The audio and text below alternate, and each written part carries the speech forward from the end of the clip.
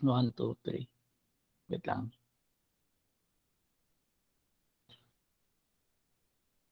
Okay. So we're done with, the definition of a tangent line to a given curve, the slope of a tangent line to a given curve, and you recall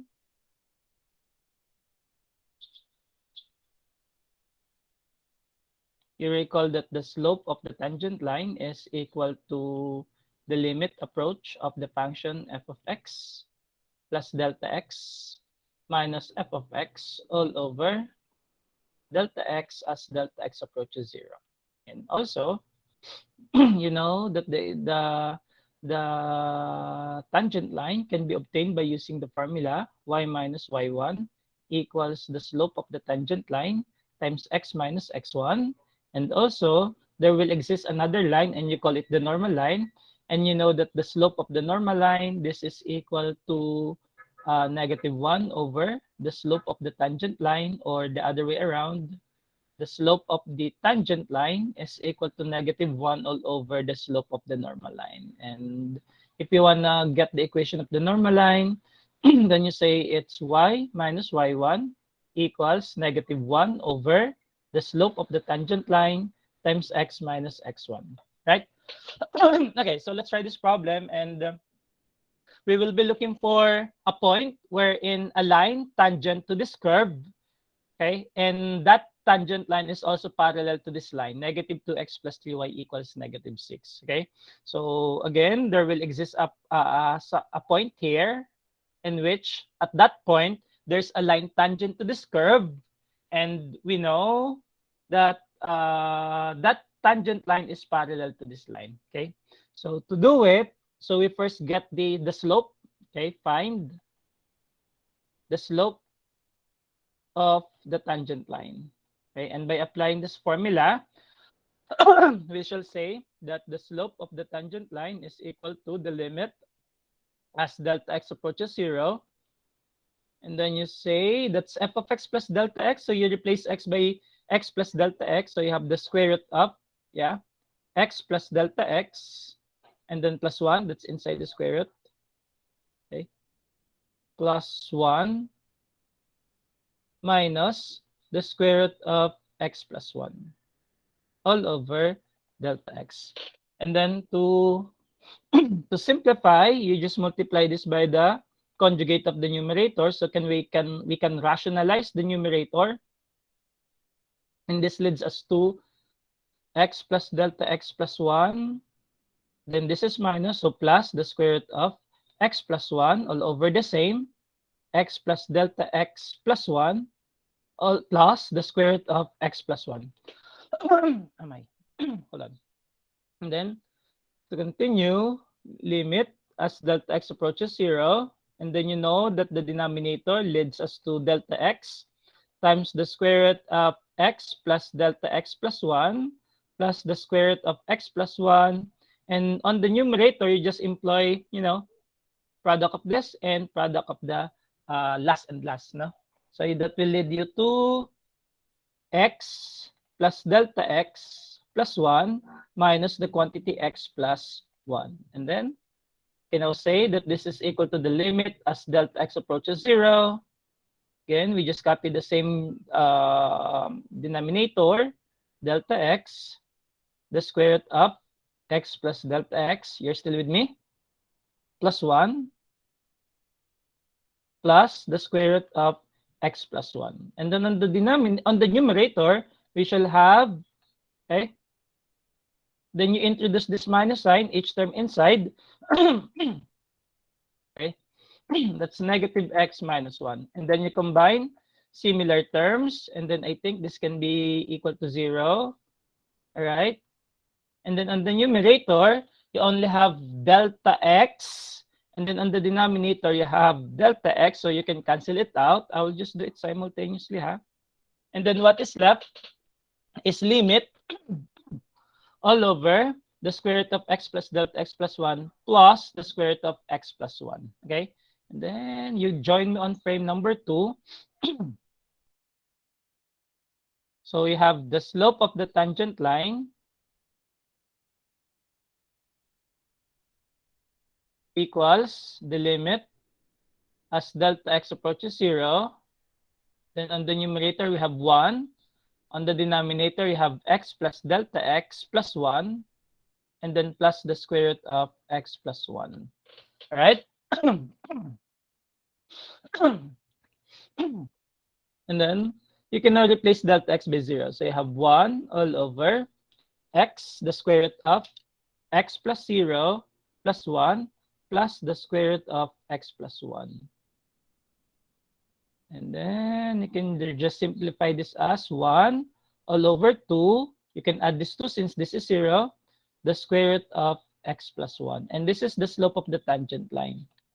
Now, if we're going to analyze the problem, okay, you go back on frame number 1.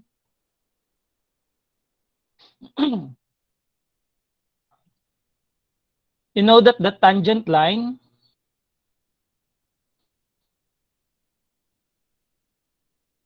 this tangent line is parallel to this line. So that's negative 2x plus 3y minus 6. I will just copy this. Then you go on frame number 2. Right? And we can now say that this is parallel. That's the symbol of parallel to the tangent line. Now, when two lines are parallel, what can you say about the slopes? Lines. Okay, thank you. So you can say that the slope of this line is equal to the slope of the tangent line. Okay, so what are we going to do here is we write this in y equals mx plus b form. So you have 3y, 3y equals, so this negative 2x, I will throw it here, negative 2x minus 6. So that negative 2x will become positive 2x. Okay? And then you divide it by 3. So you have y equals 2/3 x minus 6 divided by 3. And that is 2. All right? And we can now say that the slope of this line is 2/3. If the slope of this line is 2/3, so you can say that the slope of the tangent line is also 2/3 since they are equal. You're still with me? Hello? Can I get a yes? No? Yes, sir. Yes, sir. Okay, thank you. So we have the slope of the tangent line is equal to 2/3. And then since this is the equation of this or the expression which determines the slope of the tangent line, then you can just replace it by 2/3. All right? So you have 2/3 equals, so what are we going to do? Say let me write this, sige, okay lang. Let me write this as equation 1. Okay? So substitute MTL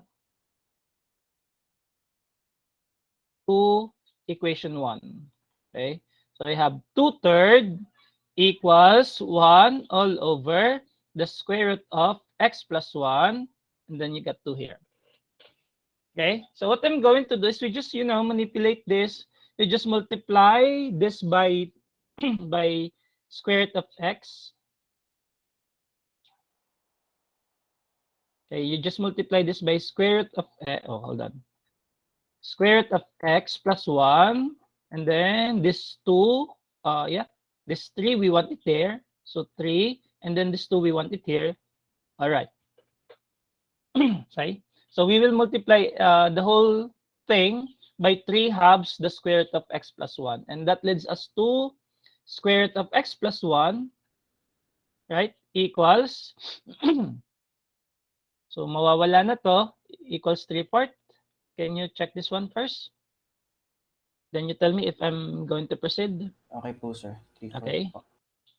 And then, how do we solve for x? Okay. You just square both sides. So you have x plus 1, and this is 9/4. And then you solve for x. So x equals 9/4 minus 1, and x equals, what is 9/4 minus 1? So that's 5/4. And then we can also solve for y. Solve for y. So to look for y, so this is the x coordinate of what we're looking for. And what we're looking for is the point of tangency, okay? So the point of tangency, is the point of intersection between the tangent line and the curve. So the point of tangency is 5/4. Oops, 5/4. Sir, Oops, sorry. hindi po kaya sir 9/16 po yun? Ah, oh nga no. So yeah, thank you. It's 9/16. Thank you.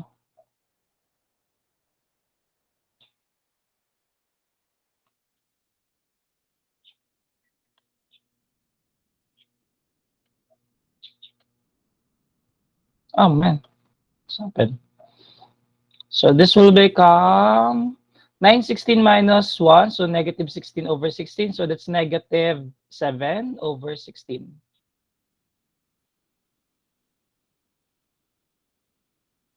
Ah, am I right? Tama ba? That's 16 times -1 plus 9.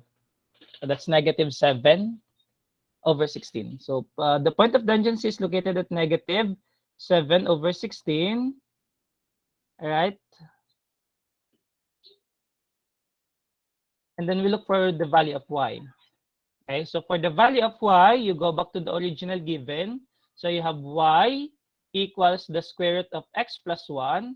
And then we shall replace this by -7/16. So y equals the square root of -7/16 plus 1. And y equals the square root of, you can use your calculator if to verify the quantities. -7/16 plus 1 is 9, right? 9/16, and therefore y is 3/4. All right? No? Yeah? Yes po. So that's 3/4. So that's -7/16, 3/4. That's the point of tangency. Okay, so you remember this point, -7/16, 3/4. So let's move on frame number 1. We try to locate it. So the point of tangency is -7/16, 3/4. Okay, so -7/16 is approximately -0 point something. It's just so very small, and 3/4 is, it's 0.75. So ito ay 1 kasi. Okay, so somewhere here. Lagay ko na lang siya dito ha. So this is our point of tangency. Boom. And this is the tangent line that we're looking for. And then we can now draw this. So again, this is equal to, where did I get this? Y equals 2x over 3 minus 2, right? 6/3. Okay. So that's y equals 2/3 x minus 2. So it's just somewhere here. So that's -2, 1, 2. Okay, anyway. -2, 1, 2. Hold on. And then, pababa, then pakaliwa. Pataas na lang ako ha. -2, 1, 2, then 1, 2, 3. Somewhere here.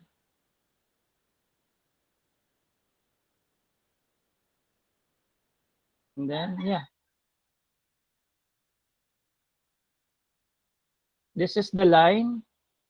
-2x plus 3y equals -6. All right, and you're done. So, if you want to get the equation of the tangent line, and then, yeah, pwede nyo nang kuhanin. Question?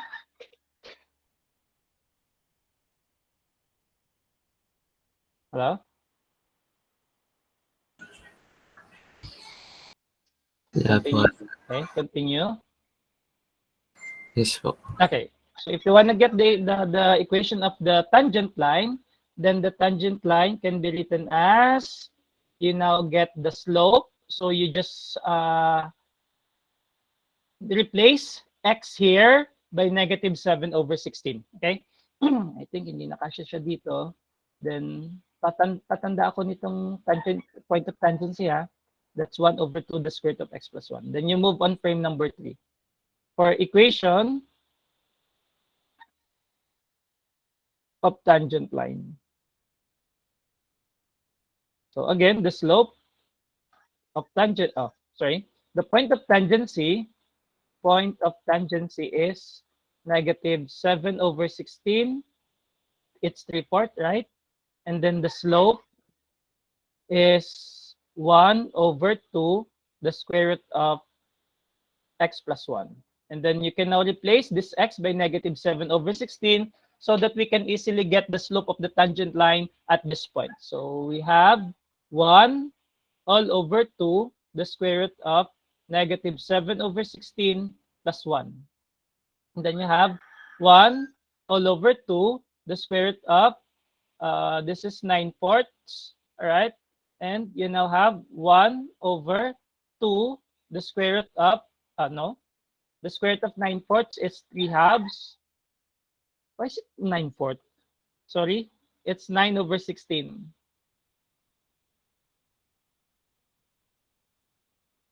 That's why it's 3/4. All right, then continue. 1 all over. So 2 times 3, 6 over 4. So that's 3 halves. All right. And then 1 over 3 halves is 2/3. So this is the slope of the tangent line. And that confirms that this 2/3 is also, you go back to frame number 2, the slope of this line. Okay? So dapat pala, hindi na natin sir kinuha eh. Kasi given naman siya. So meron na tayong point of tangency, meron na tayong slope of the tangent line. Okay? And I just show you that the two are equal. So you have y minus y1 minus y1 equals the slope of the tangent line, which is 2/3 times x minus x1. So minus 7 over 16. And then you now have 3, you multiply it here.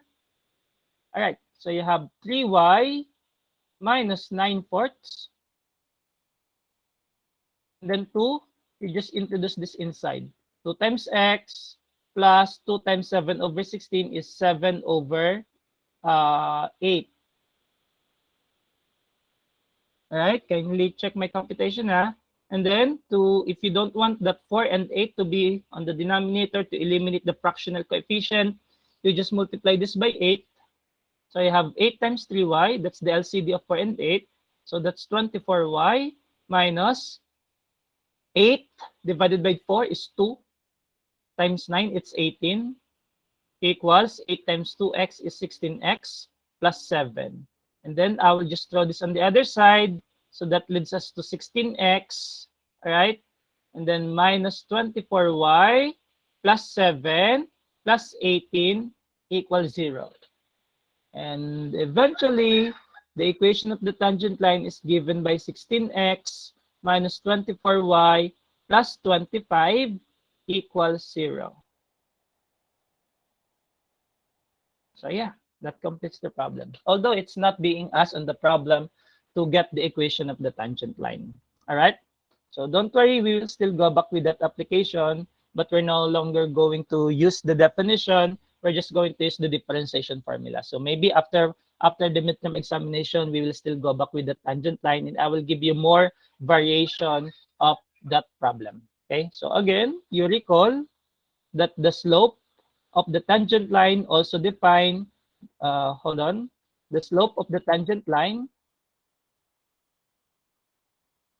is equal to delta y over delta x, which is equal to the limit of f of x plus delta x minus f of x all over delta x as delta x approaches 0. And since this is delta y, that delta y also correspond to the dy, and this delta x also correspond to dx. And you know that this dy dx, this denotes derivative. derivative of y with respect to x. Ibig sabihin, the slope of the tangent line is also define the derivative of the given curve. So if you want to get the derivative of y equals square root of x plus 1 for our first example, you go back with our problem, page 2, frame number 2. So this 1 over 2 over, 1 all over 2 times the square root of x plus 1 also defines your dy dx. All right?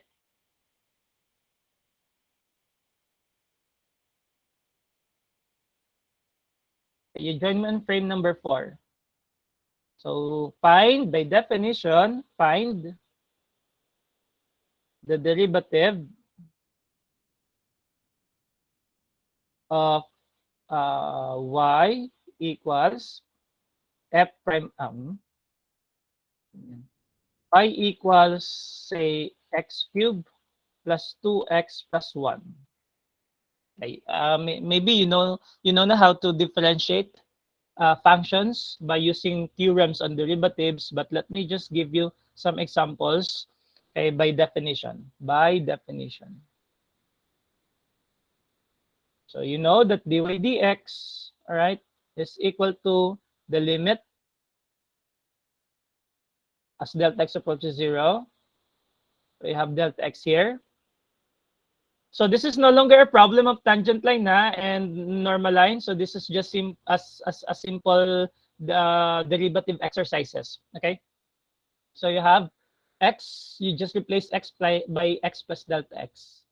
X plus delta x to the third power plus 2 times x plus delta x plus 1, and then minus the function itself, x cubed plus 2x plus 1.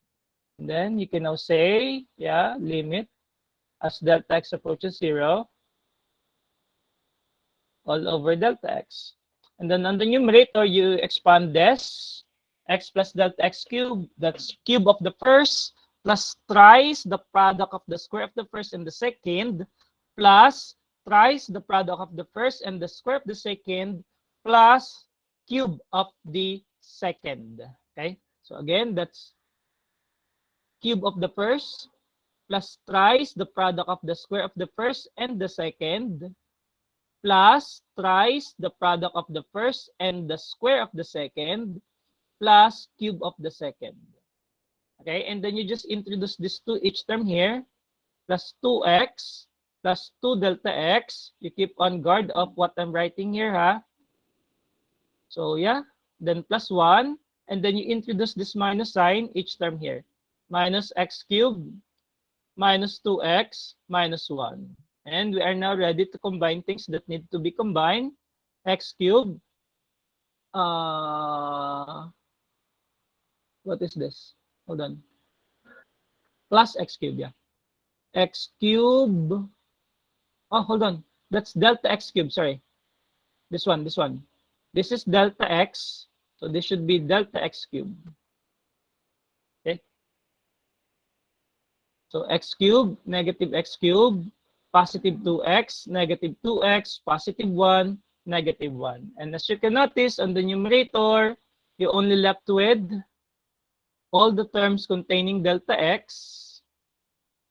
So you can just factor it out. Delta x times, so this will become 3x squared, right? And then this is 3x times delta x, then plus ito,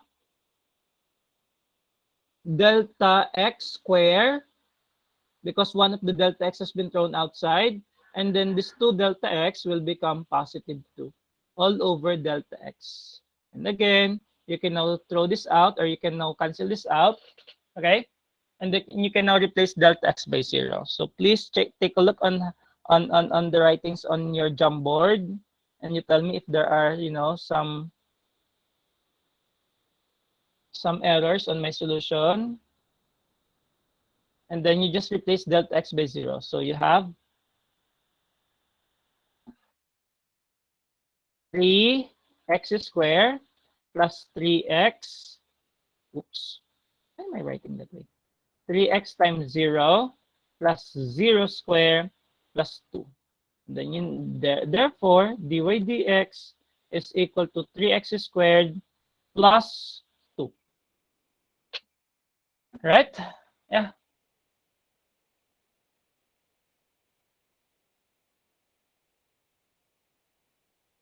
Number 2.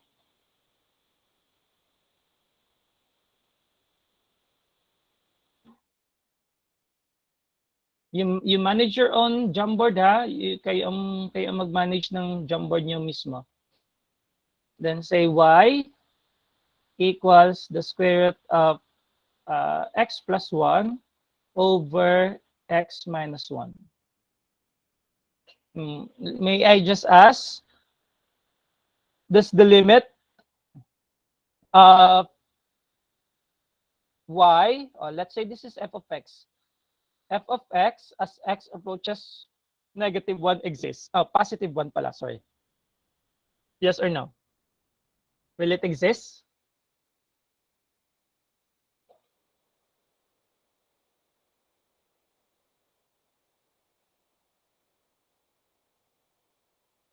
Kasi if it does not exist, hindi tayo pwede mag-differentiate at x equals 1. What do you think? Will it exist or not?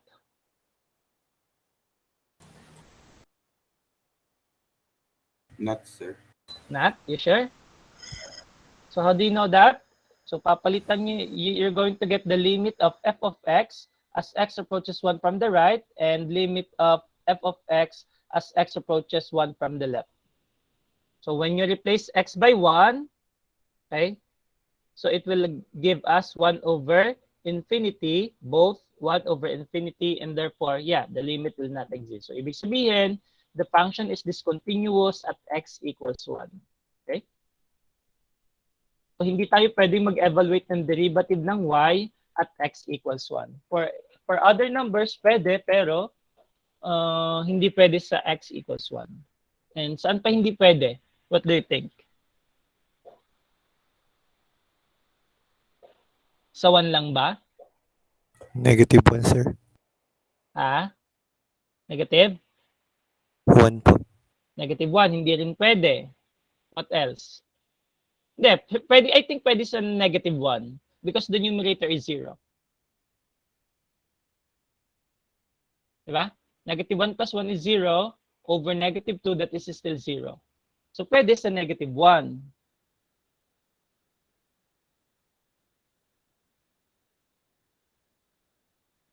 Hindi pwede.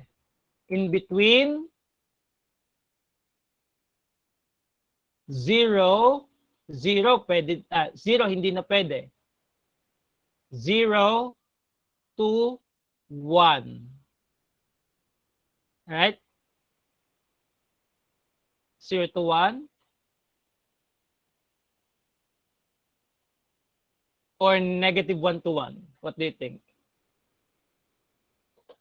Negative 1 to 1. No. Yan. Ito yung discontinuity ng function na yan. Kasi this is square root and this is rational. Alright? So kasi kung halimbawa nasa pagitan ng negative 1, 1, 0, say negative 1 half. Okay, di ba? Pwede kasi ang negative 2 dito eh, negative 2. Pero yung nasa mula negative 1 papunta sa 1 hindi na pwede. Right? Opo, sir. Okay. Then let us find dy dx equals the limit of the square root of, medyo malayo, sorry.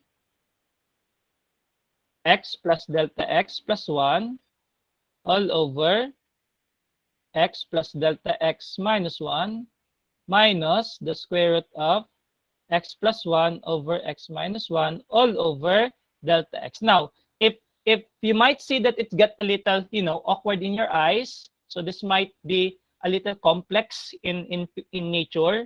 So what are you going to do? This del over delta x, you just write it in front. No, that's why I leave a space here. So you can write it this way, 1 over delta x. Okay, so yeah. Sir, where is that 1 over delta x on the formula? It's there, 1 over delta x. Para lang hindi pangit tingnan. You get my point? Right? Hello? Sir. Yes, sir. Okay. So we just leave 1 over x here. 1 over delta x. And then to simplify, what are we going to do? What do you think?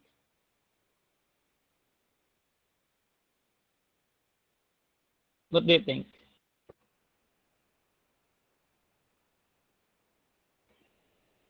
Hmm.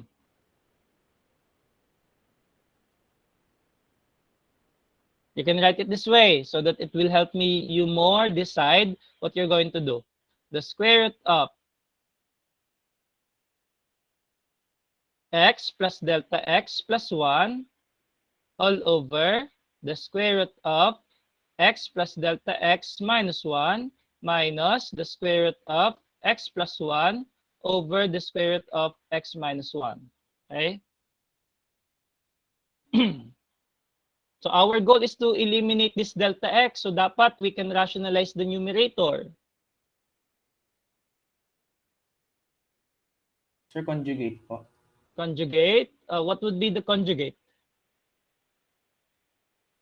Yung multiply, plus lang po yung sign. This one?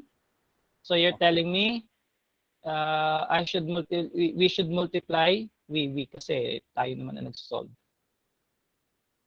This and then this should be plus. Is that what you're telling us? Opo, sir. Can you take a look on our function? Is that a valid algebraic process? What do you think? Sir, ano po yata yung common factor po. Okay, hold on, wait lang. Is this a valid algebraic process? Para hindi nyo na Hindi siya po, maulit. Okay. Hindi po, sir. This is not a valid process. If you're going to multiply it by the conjugate, you must multiply it like this. So yan, kasi valid algebraic process na siya. Okay? Why? Kasi you are multiplying this by, I'm just giving you some, items that are process that you may not commit on your exercises on our exam. Okay? So yung kanina, hindi siya valid na algebraic process kasi 'di ba yung minumultiply natin dapat ay 1. Okay? So ito hindi pa siya 1. So you must multiply it with this. Yan na yun. Okay na siya. Okay? So kasi this whole bunch of expression is equal to 1. Okay? So yan. You can work here kasi okay din to. Tama din to. Kasi our goal is just to make this radical expression, all the radical expression be removed. Okay? Hello? But you're going to rationalize it twice. 2 beses kayo magra-rationalize kapag ito yung ginamit natin. Okay? Can I hear that last gentleman who's suggesting something? Ano po yung Mr. common po. Mr. Suan po. Okay. Mr. Suwan. Yung common factor po ng yung magiging over x plus delta square root of x plus delta x po minus 1 times x square root of x minus 1. Tapos kukunin po What I'm going to do first. kunin po yung least common factor. Okay. So we shall combine first, no? Is that what you're telling us? We shall combine this first? Yes, sir. Okay, good. So that's the square root of x plus delta x. Yeah, that's minus 1. Okay, times the square root of x minus 1. Okay, so that's the that's the listing that you can do whenever you were given a fraction. You combine it first, and then you can now employ that multiplication of conjugating or rationalization. Okay, ulit, kapag may nakikita kayo na fraction sa loob ng limit notation, i-combine nyo muna siya by getting the LCD, write it as one fraction, and then after that, you can now multiply it by the conjugate. Okay? So then, ito mapupunta doon, square root of x plus 1, the square root of x plus delta x plus 1, minus the square root of, I'll just copy this, And it gets a little crowded here. And then times, ito. Parang ganun lang siya. Okay? The cross multiplied.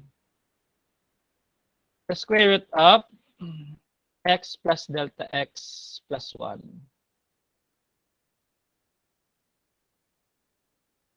X minus 1 pala to, sorry. This is x minus 1. So that's x minus 1, the square root of x plus delta x plus 1. Right? Then this is the square root of x plus 1. Okay, and then the square root of x plus delta x plus 1. All right. So what would, you can now multiply it by the conjugate. Okay, so multiplying this by the conjugate to rationalize the numerator. Ulit, why do we need to rationalize the numerator again? Because of this delta x. Sir, pwede po bang yung denominator ang i-rationalize natin? Pwede namang yung denominator ang i-rationalize nyo, but then again, after rationalizing the denominator, you cannot move, you cannot cancel this delta x anymore. Since delta x here is on the denominator, so dapat itong numerator ang i-rationalize natin. Okay? Eh sir, kakomplikado po ng numerator. Eh wala tayong magagawa. That's the goal. Our goal is to eliminate this delta x, and then that can only be done if we can have a delta x here. All right? Hello? Yes po.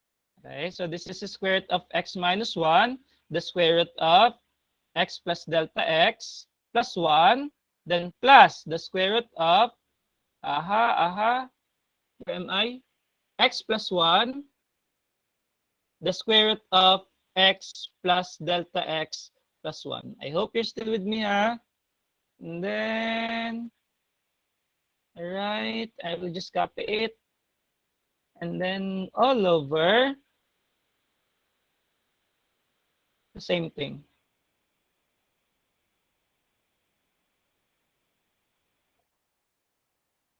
And then when you try to look at it, the numerator exhibit a pattern. 1 over delta x. And then I'll just write the denominator. So I'll just write this, the square root of x plus delta x minus 1. Kindly check my computation, ha? Baka I'm missing something before things gets worse. Then I'll just regroup this and extend this vinculum. And then on the numerator, we shall now have square x plus x minus 1 times x plus delta x plus 1, then minus x plus 1 times x plus delta x plus 1. Am I right? Yeah, somebody check it. Yes Yes po. po. Yes, sir. Okay. Can somebody check the solution from the beginning? You can enlarge your Jamboard, ha? You just click this zoom button, and then you make it 100. Okay.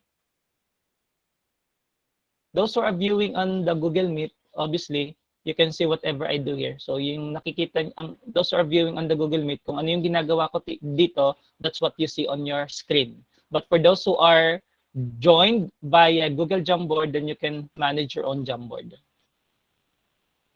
Okay, check muna natin before I proceed.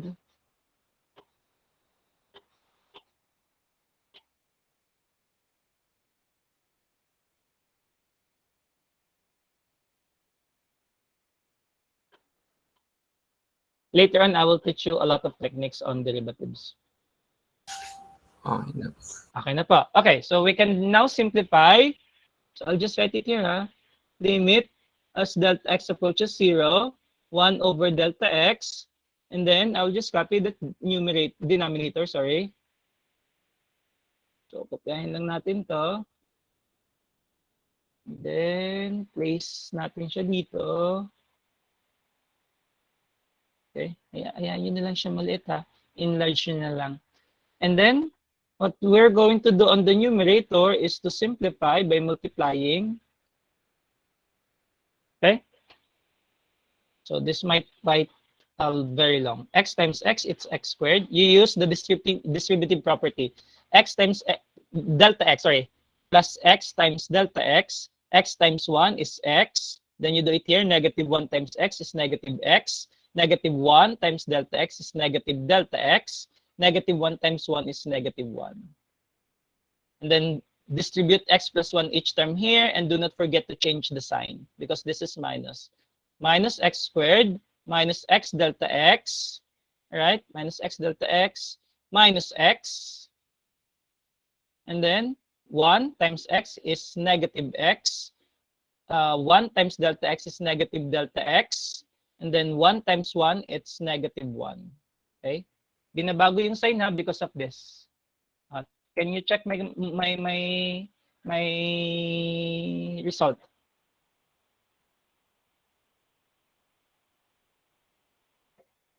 All right?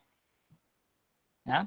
X squared, x delta x, then minus delta x minus 1, minus x squared, minus x delta x, minus x again, minus delta x minus 1. All right. I think it's good. Nah. And then you can now combine this x squared, negative x squared, that will become 0. X minus x, 0. X, oh, this cannot be 0. What else? Sir, yung x delta x po. Hold on. Ito. Saka ito. Right? Yun ba yan? Opo. Okay. And then, no more? Wala na. Wala na po. Wala na po. So we shall now have, can I copy this first? And then let's see what will happen.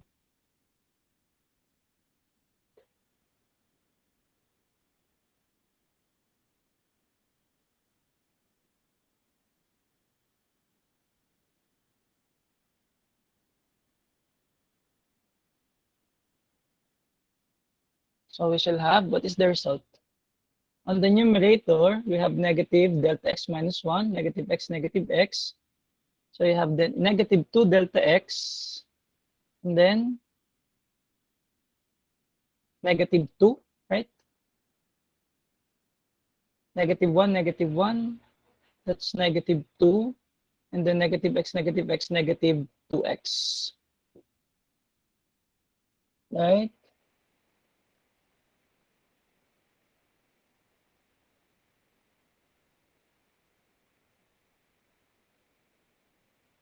So you can factor out negative 2, okay? And then you have positive delta x, negative 2, positive 1, positive x. Right? Tama ba? Yes. Yes, sir. I think there's something wrong. Yeah. No. It's correct. All right. So we can just have this. I found a way. I was very anxious kasi may naiwang minus 2 and minus delta x on na, but I found a way. Limit as delta x approaches 0, then 1 over delta x. Our goal is to cancel this delta x. Pero hindi pa rin makakancel.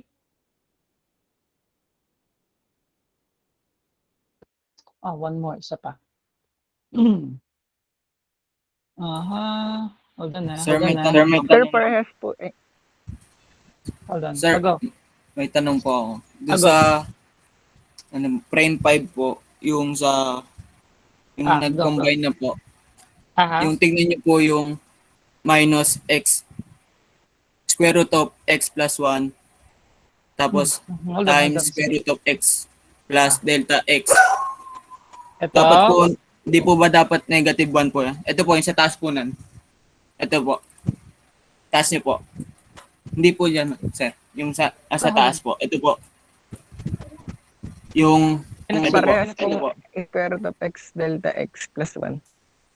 Yan po, yan po. Yan. Ito. Opo. Hindi po ba yeah. negative 1 yan? Yeah. Kaya, nagtataka lang po. Kaya siguro po hindi nyo po masolve. Or ako po yung mali? No. That's why I'm asking you to check kasi hindi ko na siya nakikita dito. I mean, this is my work.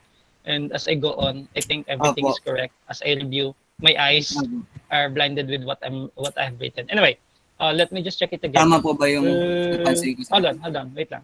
Check ko. So you have, the square root of x minus 1, x plus delta x plus 1. And, it should be minus. Negative po, sir. Tama. So this should be minus. Thank you, sir. Kala ko mali lang po. Because this one. Because of this. Pag ganun siya. Alright? Di balik, sir, uulit po kayo sa lahat na ito. No, hindi. I just have to modify this one. Thank you Sign po, lang sir. naman siya. Thank you. Ito siya. It should be minus. I just have to be very careful here. It should be minus. And that is negative x squared. That's negative x squared, negative x delta x. Then this will be plus x. This will be minus x, minus x, minus x delta x. Oh, hold on. Minus delta x, yeah. Minus 1, so plus 1. Right? So we can now make this 0 again. Ito, negative 1 plus 1, x, negative x. Yeah. So everything left on the numerator contains delta x. All right. Then, kopyahin muna natin to. And zirconium frame.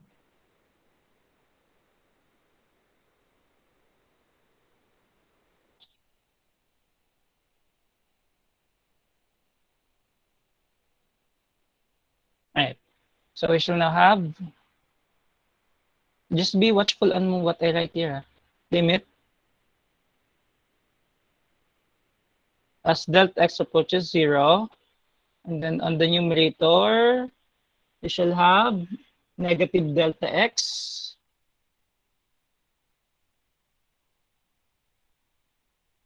Yeah.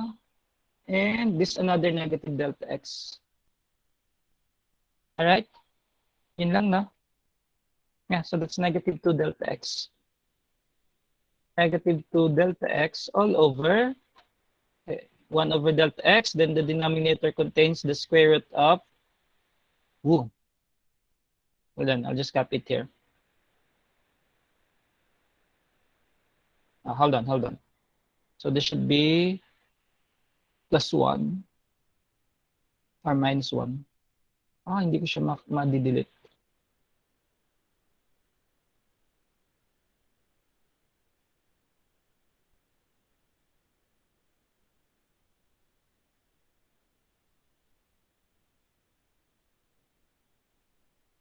This should be minus 1.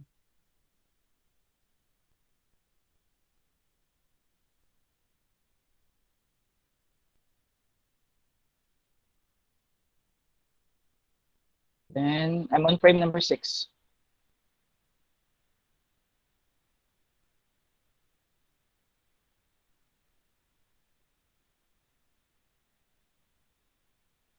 Sorry, not this.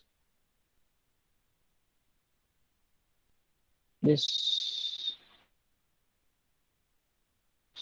should be minus 1.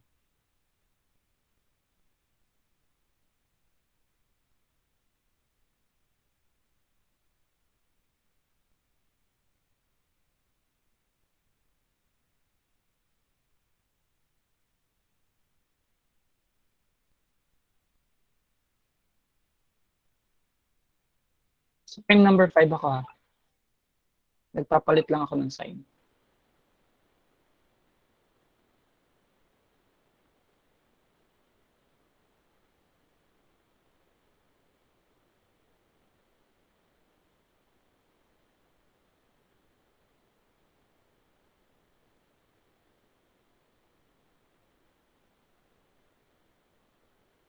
Then on frame number 6.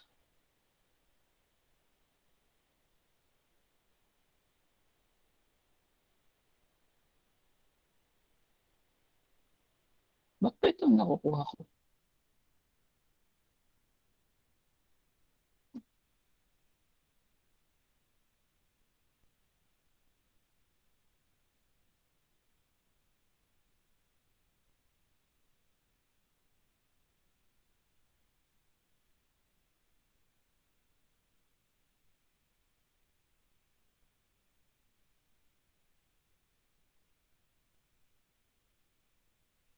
Right.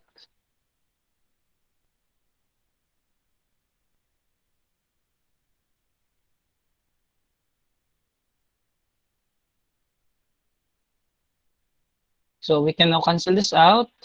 Nasa frame number 6 ako. Limit as delta x approaches 0. And this is the denominator. And then on the numerator, we only have negative 2.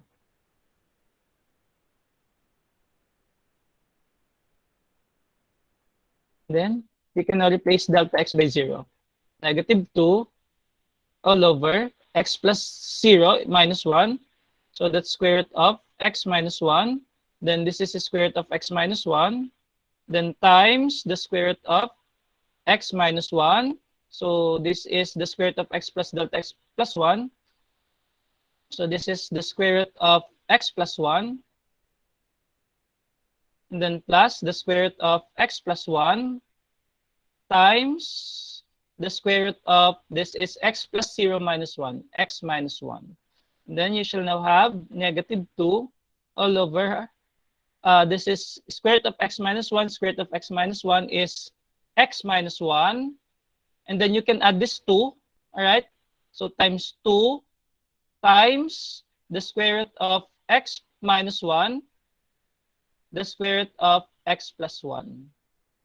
All right, and then finally, dy dx equals negative 2 all over 2. What do you want to do here? 2, i-combine ko itong dalawang to. So this x minus 1 and the square root of x minus 1, that's x minus 1 raised to 3 halves. You add the powers. This is 1, this is 1 half, right? And then x plus 1 raised to 1 half. Pwede namang naka-root. And then you can now cancel this 2 and negative 2 and 2. So you'll have negative 1 all over x raised to 3 halves. Oops, sorry. X minus 1 raised to 3 halves times x plus 1 raised to 1 half. And that's your dy dx. Yeah. All right. Later on, we will verify it by using the formula. I'll just have to give you another example. As you can notice, doon na lang tayo sa medyo mga rational. Kasi alam ko naman na you have studied this before and mayroon na kayong idea kapag ka mga 2x, 3x squared lang. So doon na lang tayo sa mga rational form. Okay? Number 3. I'm on frame number 7. So y equals 1. Sige, 2 all over cube root of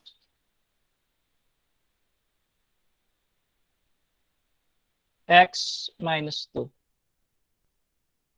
Okay? I have dy dx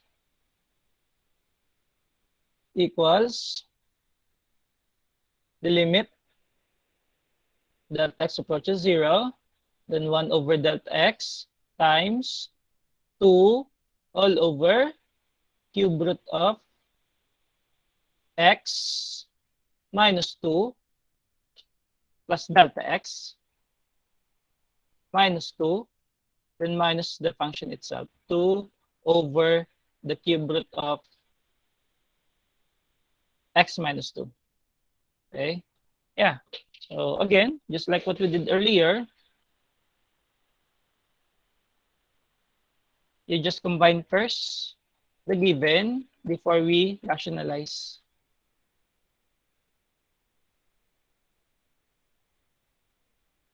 Nakikita niyo ba pag nagka-copy paste ako? Lumalabas ba sa screen niyo?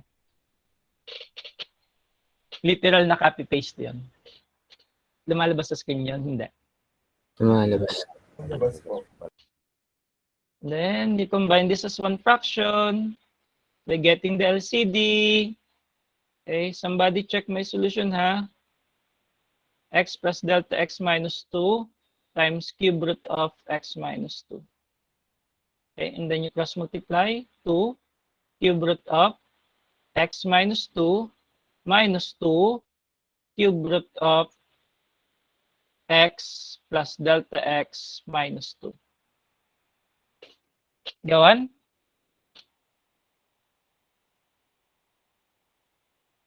Then times. So what would be our multiplier? Medyo mahaba siya. It's cube root, so hindi na pwede yung conjugate. Again, yeah, just like what we discussed last time on the limits when I gave you the limit of cube root of x minus 1 over x minus 1, or kung ang nabigay ko sa inyo as x approaches 1, or kung ang nabigay ko sa inyo ay ito, limit 1 minus cube root of x over 1 minus x as x approaches 1. Maalin sa dalawa? I just cannot remember which of these two was given to your class as an example. But basically, meron akong klase na nabigyan nito, and yung ibang klase ko, I was able to give this example. So what would be our multiplier? That is square of the first, then product of the first and the second, and square of the second. Okay, so this is the first, the second. So ang ating multiplier would be square of the first, 4. Tanggalin ko muna yung ano ha, yung vinculum. So 4 cube root of, sana kasya, x minus 2 square. X minus 2 square. Okay, square nito, then product nilang dalawa, plus 4 cube root of x minus 2 cube root of, hindi kasya, x plus delta x minus 2, then plus cube root of, ang laki kasi ng sulat ko. Hold on.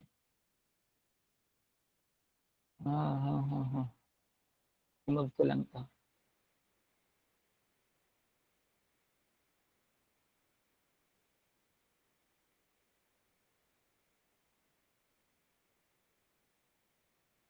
Iitin ko lang ha.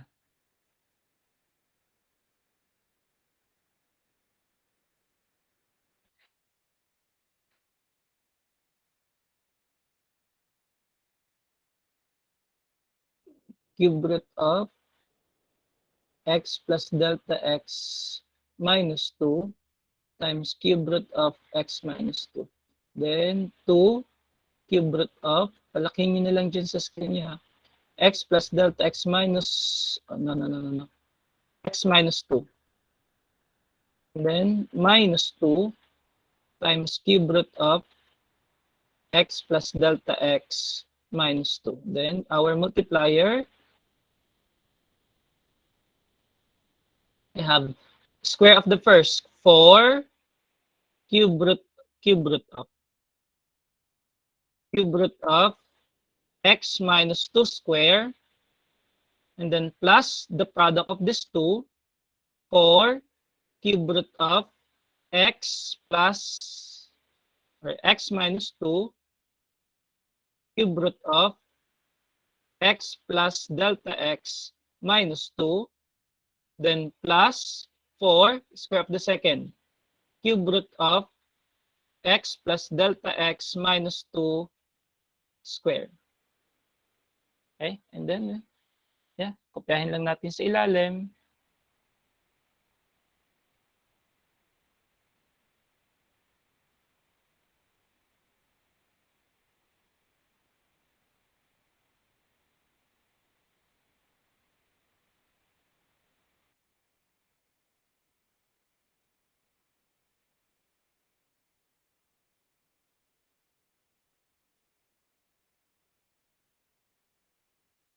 Right, and then we continue. dy dx. You join me computing on your sheet. You try to do this also on your sheet while I'm doing it here. 1 over delta x. And then all over, it's a big bunch of equation on the denominator. Then we have cube root of x plus delta x minus 2, cube root of x minus 2, then times this. Oops.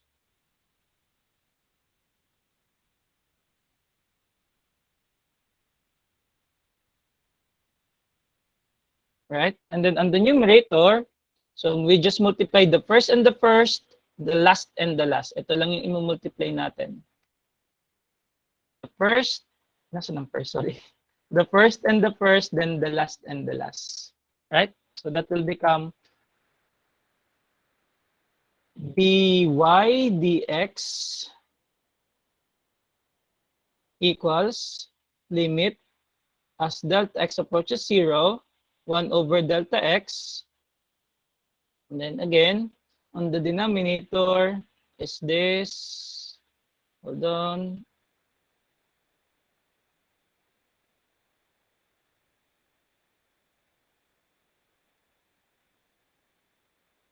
Hindi ko pala na-copy muna. Sorry.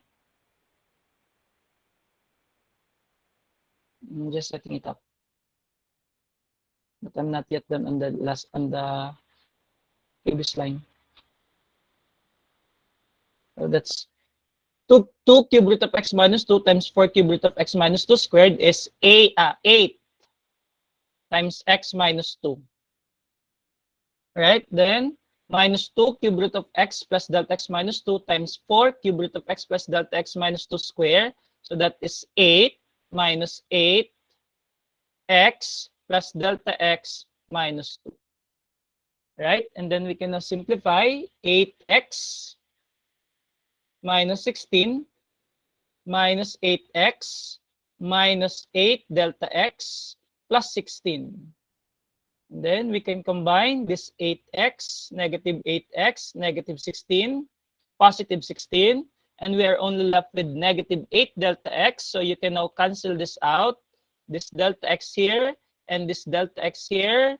All right, so we shall have dy dx equals limit as delta x approaches 0. This has been eliminated and done. We only have this on the denominator.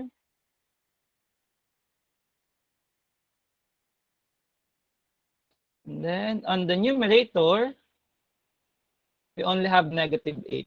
And we are now ready to replace delta x by 0. Again, allow me just to copy this first again. Then punta tayo sa frame number 8. Then you try me help simplify. You help me simplify here. So dy dx equals on the numerator, that's negative 8. Hindi ko matuwid. And then on the denominator, you have cube root of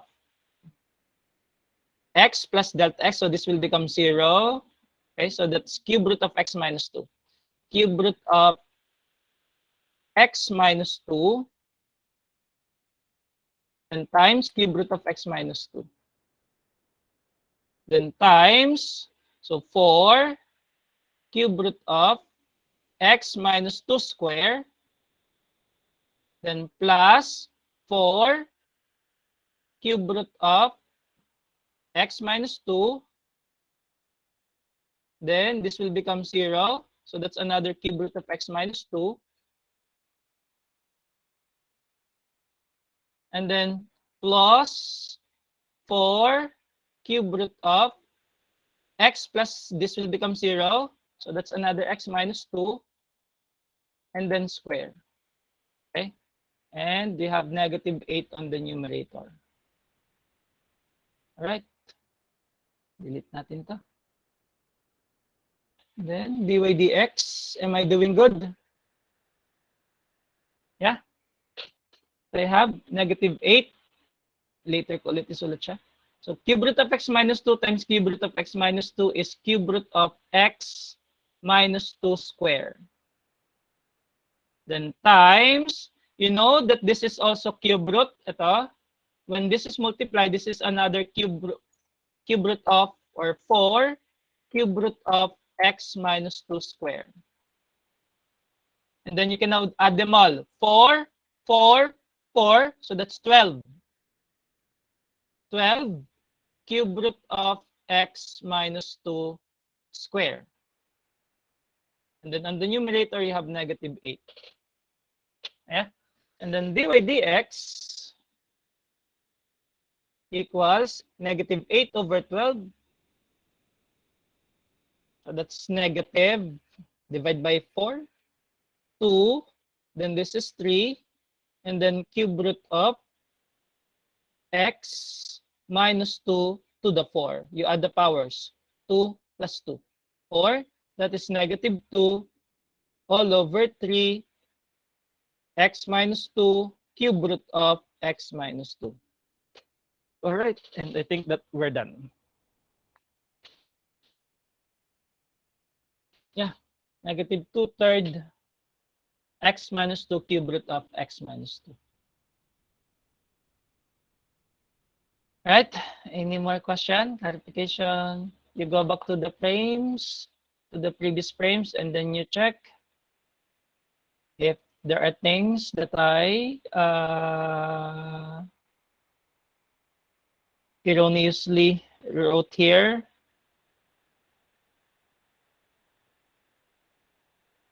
I think it's all done.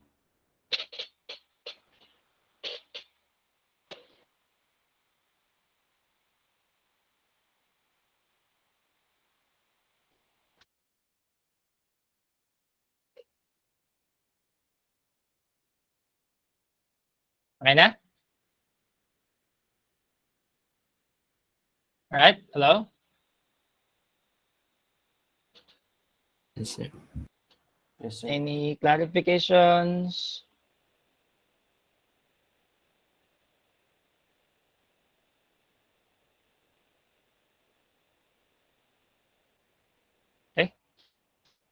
Okay, let's talk about the theories. You try to answer some exercises on your module. There are a lot, I think, on page 51 of your module, exercise number 1 on chapter 2.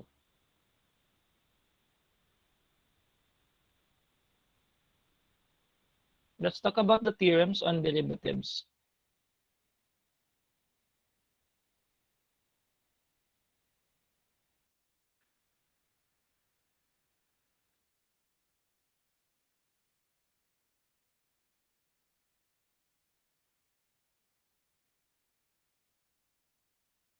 I have D1. You know that, sorry, I forgot that one. Let U and V be function in X.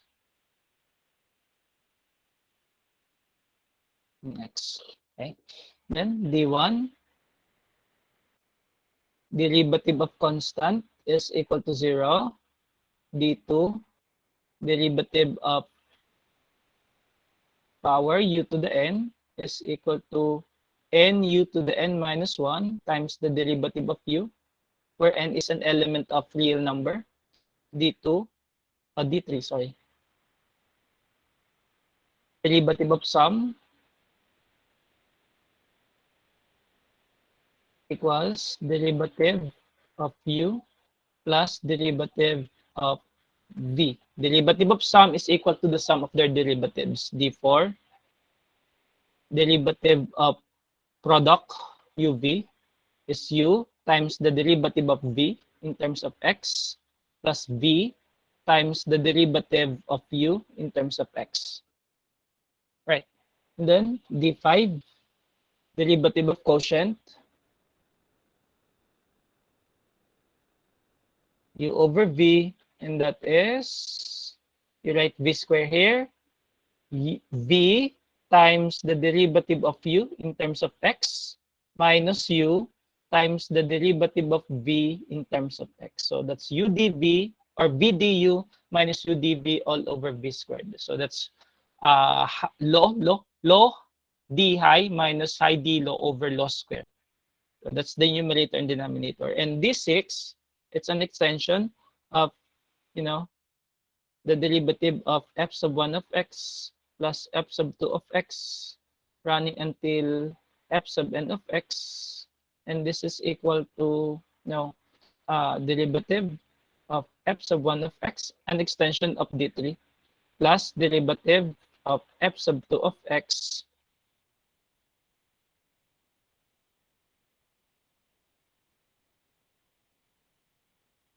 running until infinity, or f running until n, sorry,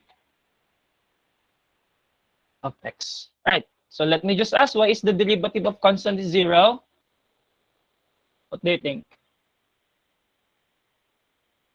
Sir, pag ginamit mo po yung equation, 0 po yung lalabas. What do you mean pag ginamit ang equation? So allow me to illustrate that.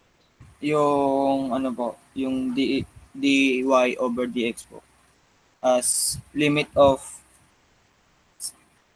c as x approaches, as delta x approaches 0. Okay. 0 lang po lalabas. All right. So if we have y equals c, you know that we have dy dx equals limit as delta x approaches 0, then what would that be?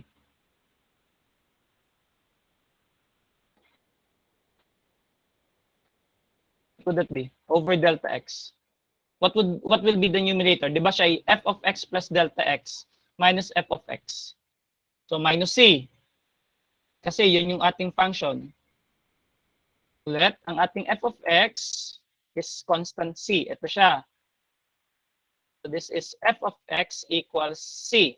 So dito yung minus f of x, so minus c. Ano yung nasa unahan? Yung f of x plus delta x. C plus ano po? C plus delta x. Again, this c plus delta x. So this will become 0. Delta x over delta x ay d1. So hindi siya 0. Kasi ang matitira is limit of 1. Limit of 1 as delta x approaches 0. Come on, take a look at that. Sir, C po ba? C pa rin. Kasi wala kang ilalagay na delta x kasi wala naman siyang, wala siyang x. Di ba ang sabi natin ay replace x by x plus delta x. Tama? So, i-replace daw natin yung x ng x plus delta x. Eh since dito sa function na to, wala namang x, wala kang papalitan ng x plus delta x. Okay? So, it's still c pa rin siya. So, that's limit as delta x approaches 0, then 0 over delta x. So, you have limit 0 as delta x approaches 0. So, that is still equal to 0.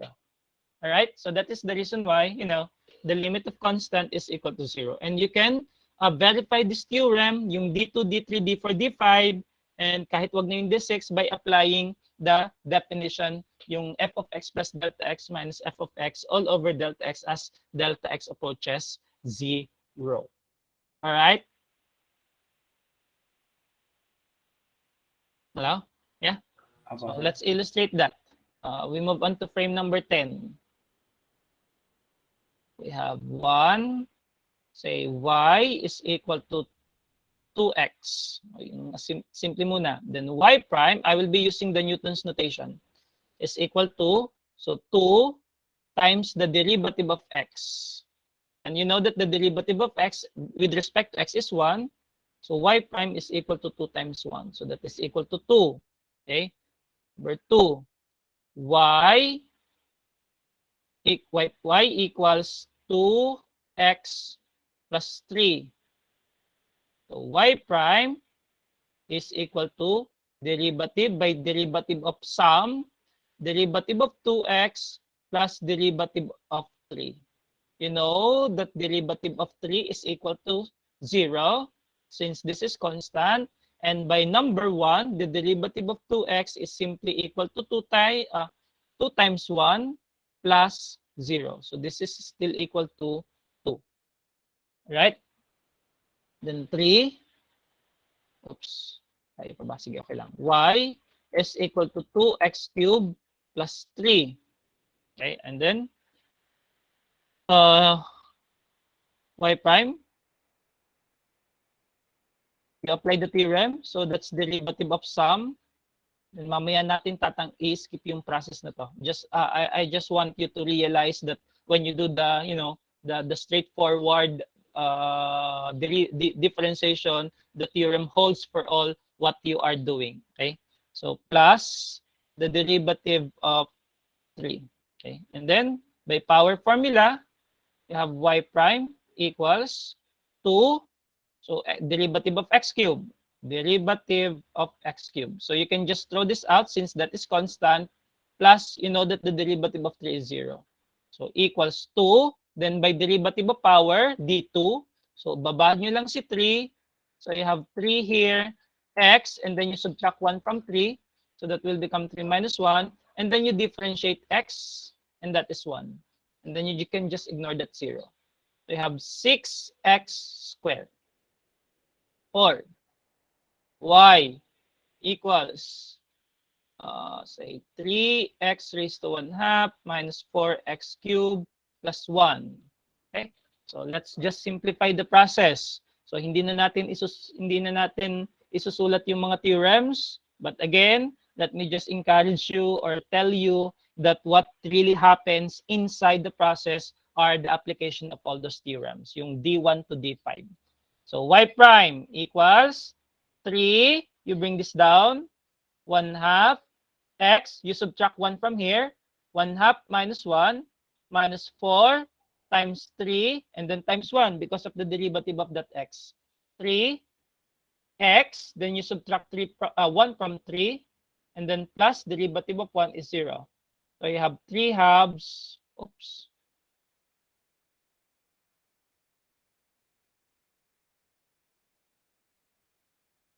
Ay.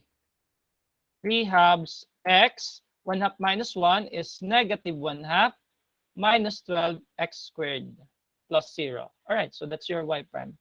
When you study derivative, pandemic na ba or hindi pa? I think face-to-face pa nun, na?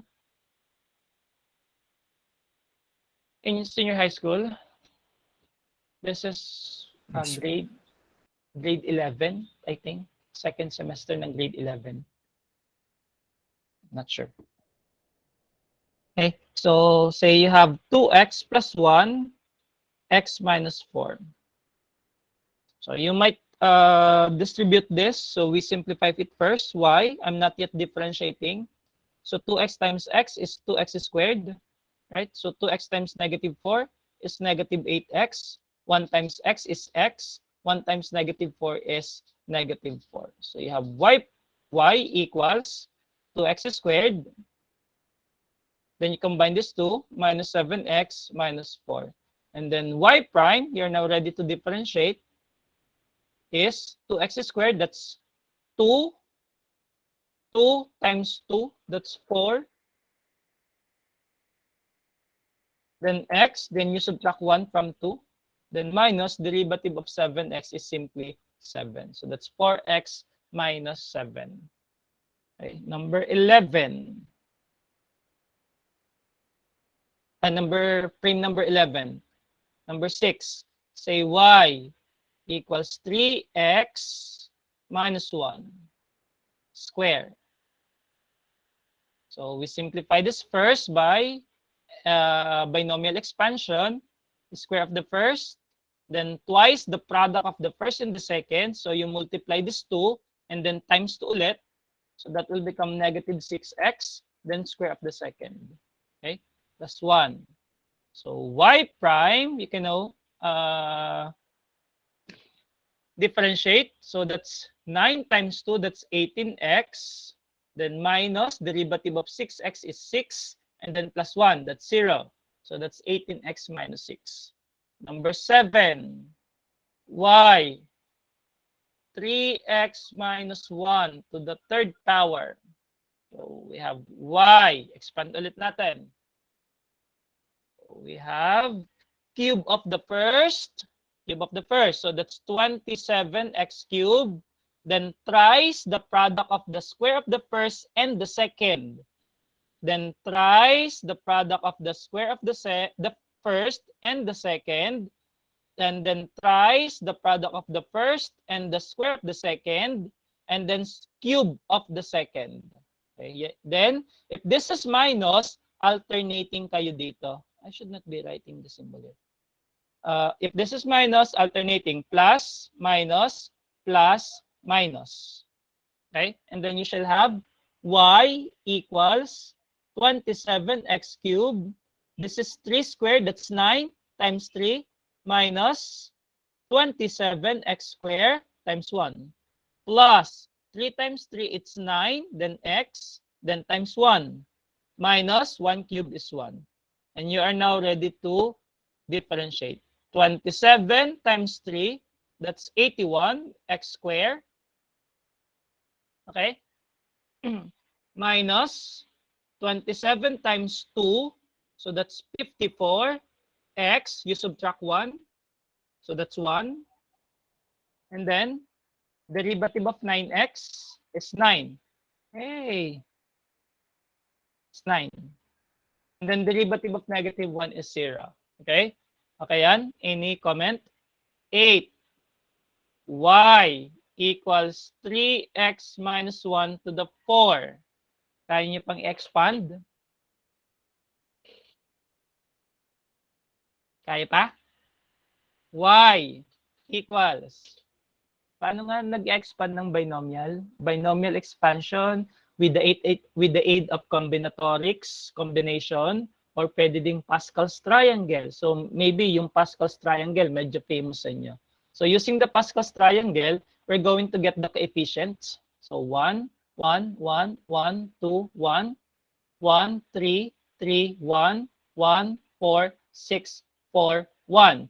To the 0, to the 1, to the 2, to the 3. So ito yung coefficient niya. Kasi this is to the fourth power. To the first power, to the second power, to the third power, to the to the 0 power, to the first power, to the second power, to the third power, to the fourth power. So ito yung magiging coefficient niya.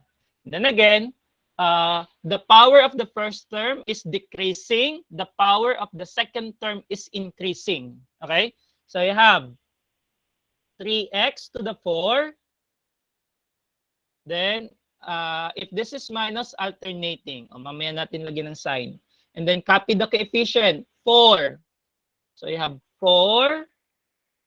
And then, copy 3x. 4. 3. And then, you write 1. And then, 6. 6. 3x. 4, 3, 2, 1. Then 0 dito yung 1, 1, and then this will become 2. Then copy 4, coefficient, and then 3x, 4, 3, 2, 1. And then 1, 0, 1, 2, so this should be 3. 3, and then 1 to the 4. Yun yung coefficient na. Okay? And then the sign, alternating. Plus, minus, plus, minus, plus. Okay? And then let me just remove this part.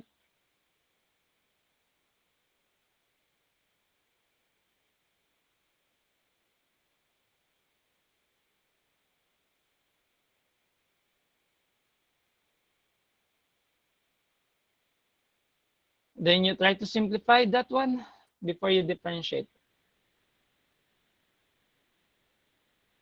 And then you have y equals 3 to the 4 is 81 x to the 4. You know that this is 3 cubed. That's 27. 27 times 4 is 108. Minus 108 x cubed. Then times 1. Plus 3 square is 9. Times 6 is 54x square times 1 square. That's 1. Minus 4 times 3x is 12x. Then times 1 cubed is still 12x. Plus 1 to the 4 is 1. And we are now ready to differentiate. y prime equals 3, what is this? It's 81. Why did I write 8 lang? Sorry. This is 81. 81 times 4 is 324. So you have 324x. You subtract 1. So that will become 3. Minus 108 times 3 is 424. 324? Opo, sir. 324 x squared. Yeah, then 54 times 2, that's 108 x. Then you subtract 1 from 2. Then derivative of 12x is 12. And then derivative of 1 is 0. So y prime, yeah, equals 324x cubed minus 324x squared plus 108x minus 12. Number 9, any violent reaction? Sir, Y equals, sir, may tanong po. Yung doon po sa sample number 8, yung 1 po ba, hindi po negative 1 dito times yun? Negative? 1 po. No, hindi na kasi nag-alternate na tayo ng sign. If you want to continue it, if you want to use negative 1, so ang sign mo lahat is plus.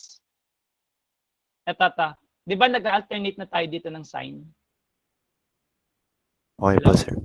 So kung gusto mong gamitin yung negative 1, so dapat nakaganito ka. 3x plus negative 1 to the 4. And then you notice this is plus. So if you use negative 1 here, negative 1, negative 1, negative 1, negative 1. Okay? So dapat ito ay lahat ay plus. Okay yan? Just be very careful with the sign. Okay po, sir. Don't worry. You can no longer use that because I'll be showing you another technique. Okay? Na-erase ko ba lahat?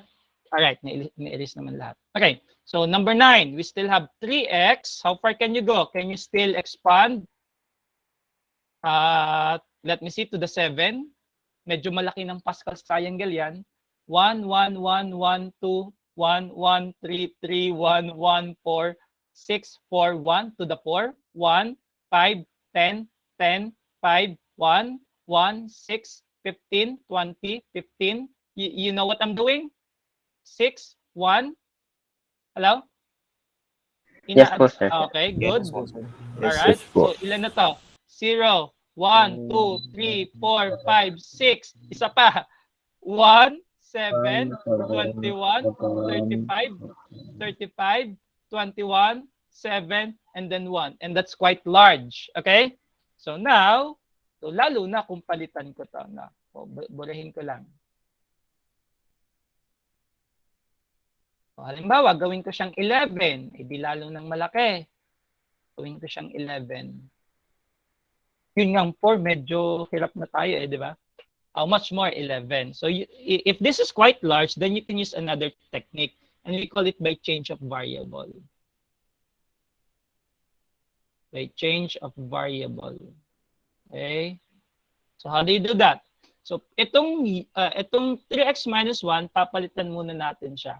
Okay? So, or by change of variable or by chain rule. I was thinking of integral. Chain rule.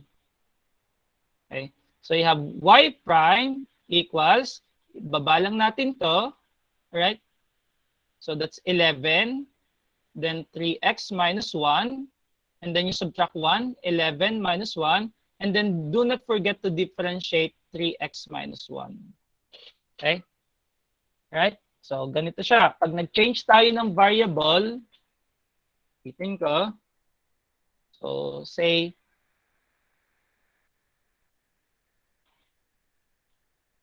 let y equals 3x minus 1. So, nasa form, no, not y, kasi y na yun. So, let's say z equals 3x minus 1. And then, you now have y equals z raised to 11. Then, when you differentiate this, so dy or y prime equals 11 z to the 10, 11 minus 1, then dz. So you should differentiate this dz. And from here, dz is equal to 3. Okay? So you need to multiply this by 3. Okay? And then sa kanya, ibalik. Okay? Yung kanina natin, as simple as this.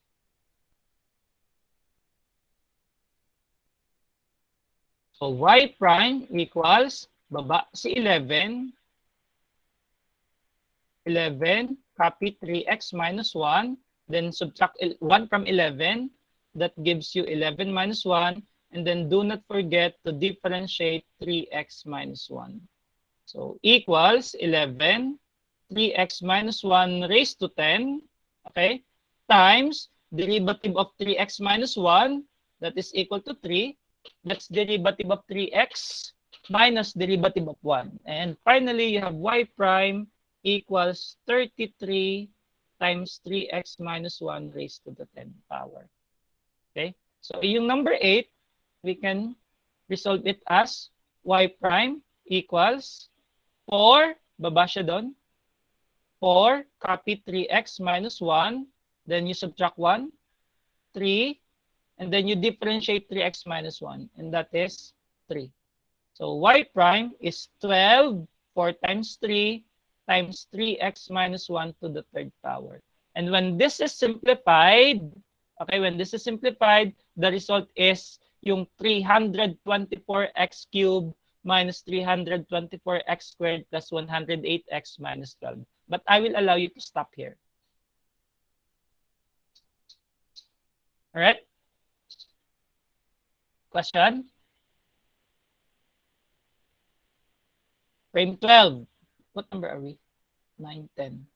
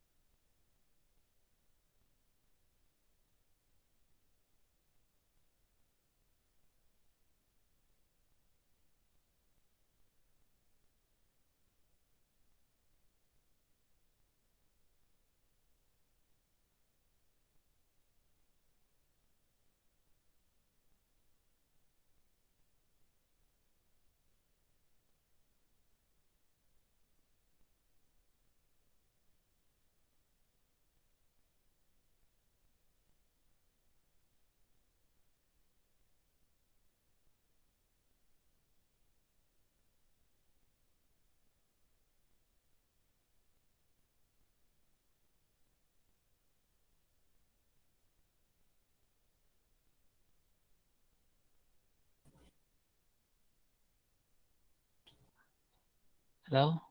Can you hear me? Yes po. Yes, sir. Yes, sir. Yeah, sorry. I didn't notice that I got disconnected. Biglang nawalang internet eh. Anyway, that's still recording pa naman. So, where am I? I hope. Pero nakakonect pa rin kayo sa Jamboard, di ba? You can still see it. Kasi you have the ano. You have the link, no? So you can access my Google Drive. Yeah. Whoa.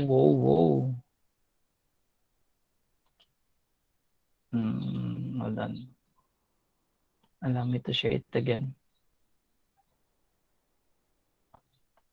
Come on. Hey.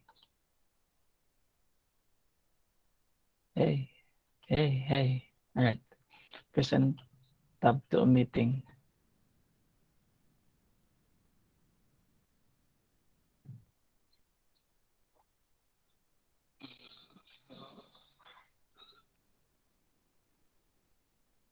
Can you see it now? Those who are viewing on the Google Meet. My screen, not yet. Not yet. Hindi pa po, sir. Ito na. Hold on. Right. What about now? Doing good? Okay na po. All right. Yes, sir. Thank you. Okay. So, sorry for the ano. So we have y equals x squared minus, let me see. Hey, where's my pen? Say 3. Okay. Raised to 3 halves. Okay. By applying the chain rule, so you just bring this down, y prime equals 3 halves times x squared minus 3, then 3 halves minus 1, and then do not forget to differentiate what is written inside the parentheses.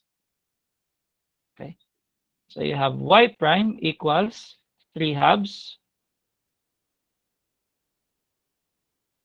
x squared minus 3, 3 halves minus 1 is 1 half, all right? Then times derivative of x squared minus 3 is 2x.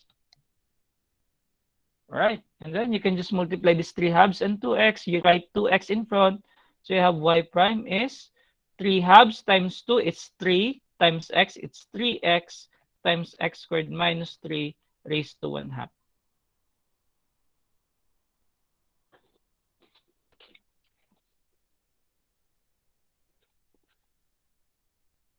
Raised to 1 half. All right. 10, 11.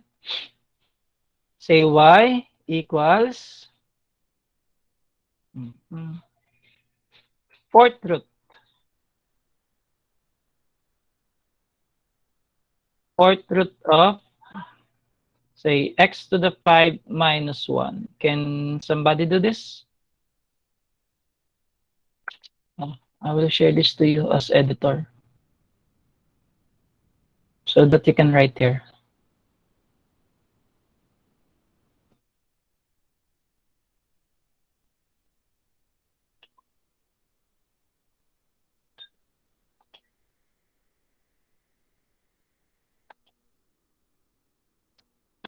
Okay, anyone can write here. Anyone?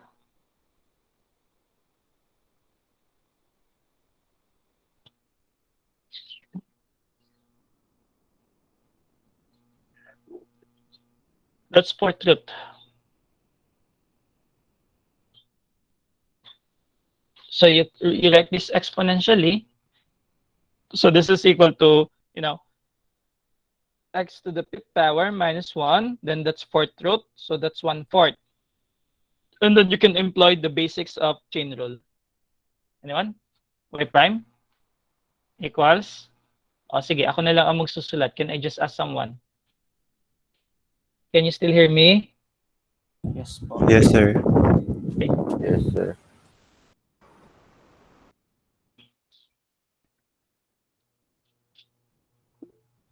Go on. Who's that? Sige lang. The first one to raise his or her hand. Cannot see you. Or may nagchat pa? What is it?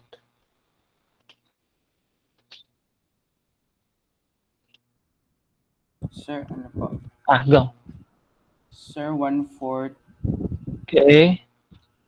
times the quantity of x raised to the 5th power minus Okay. 1 Raised to? negative 3/4. Okay, that's 1/4 minus 1 times? 5x raised to the 4th power. Okay. So, isin lang natin. So, y prime equals 5/4 x to the 4. Alright? Then x to the 5, o pwede nyo ilagay yun sa ilalim to make the to make the exponent positive. So, we have 5 x to the 4 all over, all over 4, then x to the 5 minus 1 raised to 3/4 to make the power positive. Okay? Number 12. Are we okay na dito? Shall I proceed with the next variation of problem? Yes po. Yes, sir. Say y equals 3 over x. So that's 3 over x. So you can use the laws of exponent. So you can write this above. So 3x raised to negative 1. And then you can employ the derivative of power. Wala pa tayong derivative of product and derivative of quotient. Nasa power rule pa lang tayo. So you have negative 3x, you subtract 1 from negative 1, so negative 1 minus 1, and you know that the derivative of x is simply 1. So you shall have negative 3x raised to negative 2 times 1, or negative 3 over x squared. All right? And then 13, mamaya ko ituturo sa inyo yung shortcut. Y equals 3 over, say, 2 minus x. Then simplifying, you can have y equals 3. I'll make it square. 2 minus x raised to negative 2. Then y prime, what would that be? Can I hear someone? Please state your surname. I forgot to mention that earlier, to remind you. Wanna try?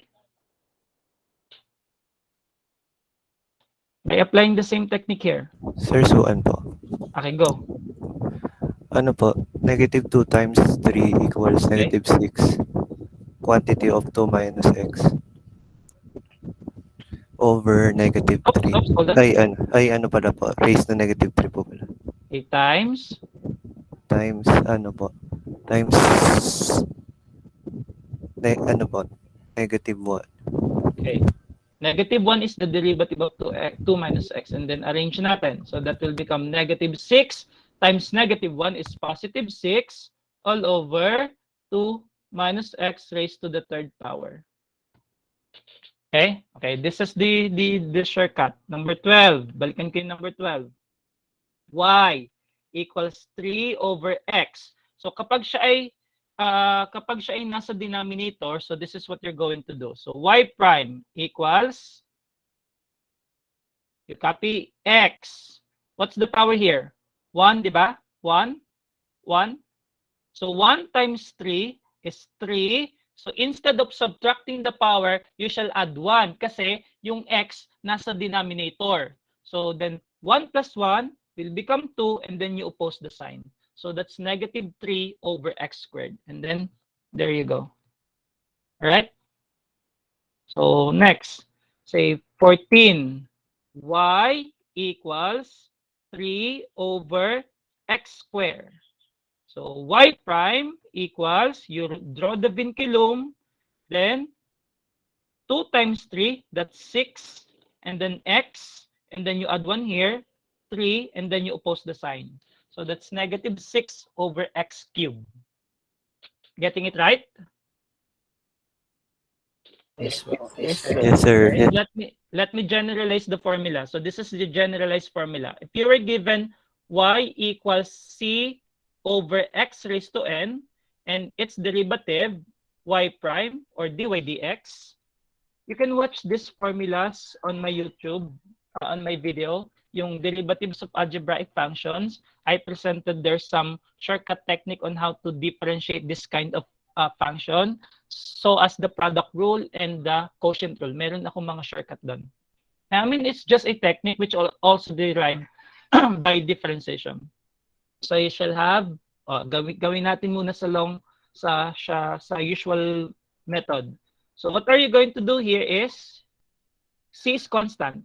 So y equals c x raised to negative n. So yan yung mangyayari dyan. Itataas ko si x raised to n, that gives me x raised to negative n. And then I can now employ the derivative of power. So copy c, okay? Then you bring this down, negative 1 or negative n.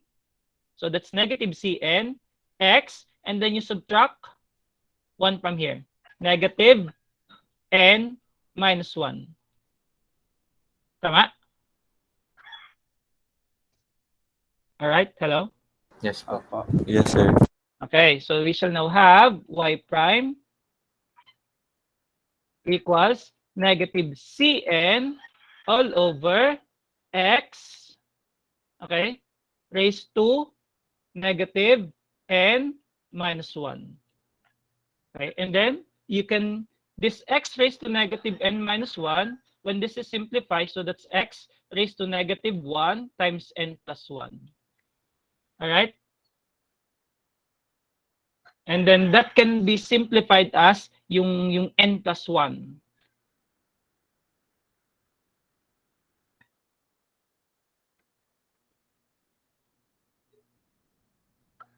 Okay, yan? And therefore, you can just simplify this as y equals c all o nc, sorry, or cn over x raised to n plus 1, then you oppose the sign. So negative cn all over x raised to n plus 1. Okay, so if you have y equals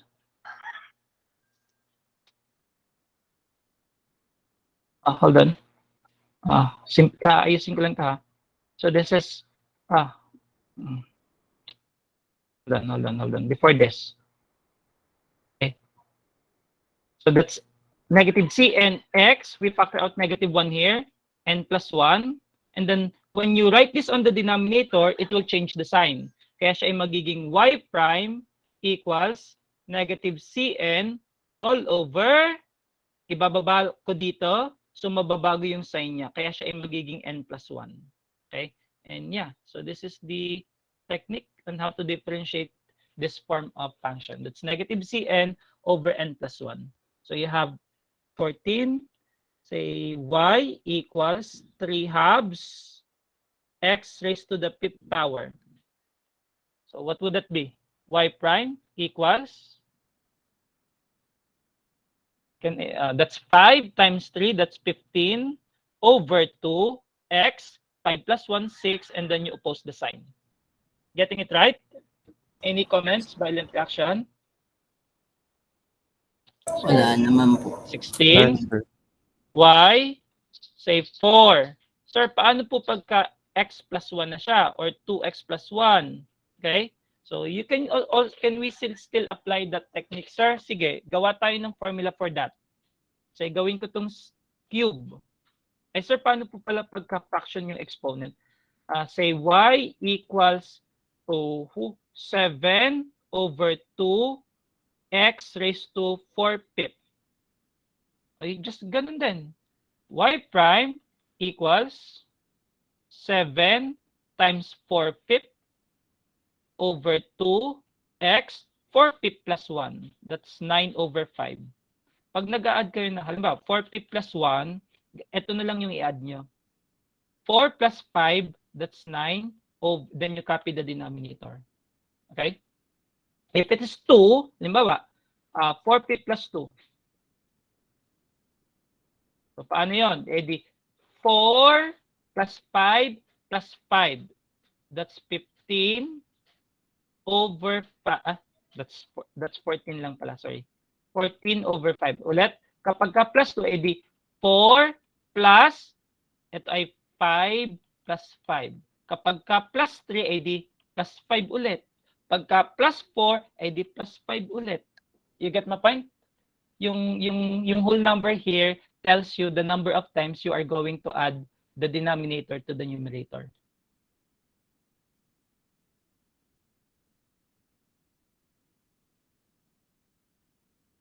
Pagka minus naman, edi minus 4 minus 5. Ganun.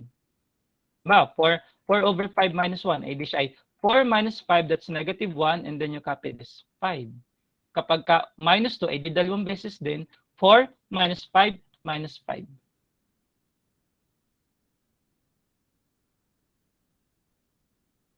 Yeah. So this is equal to 7 times 4, that's 14, all over. Then 5 times 2, that's 10, x raised to 9/5.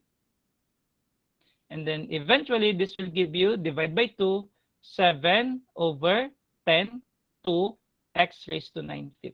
Okay? Then gawa ulit tayo ng isa pang formula. For y equals constant c over ax plus b raised to n. Then, gagawin natin siya by using the usual technique. Y, c, taas natin to.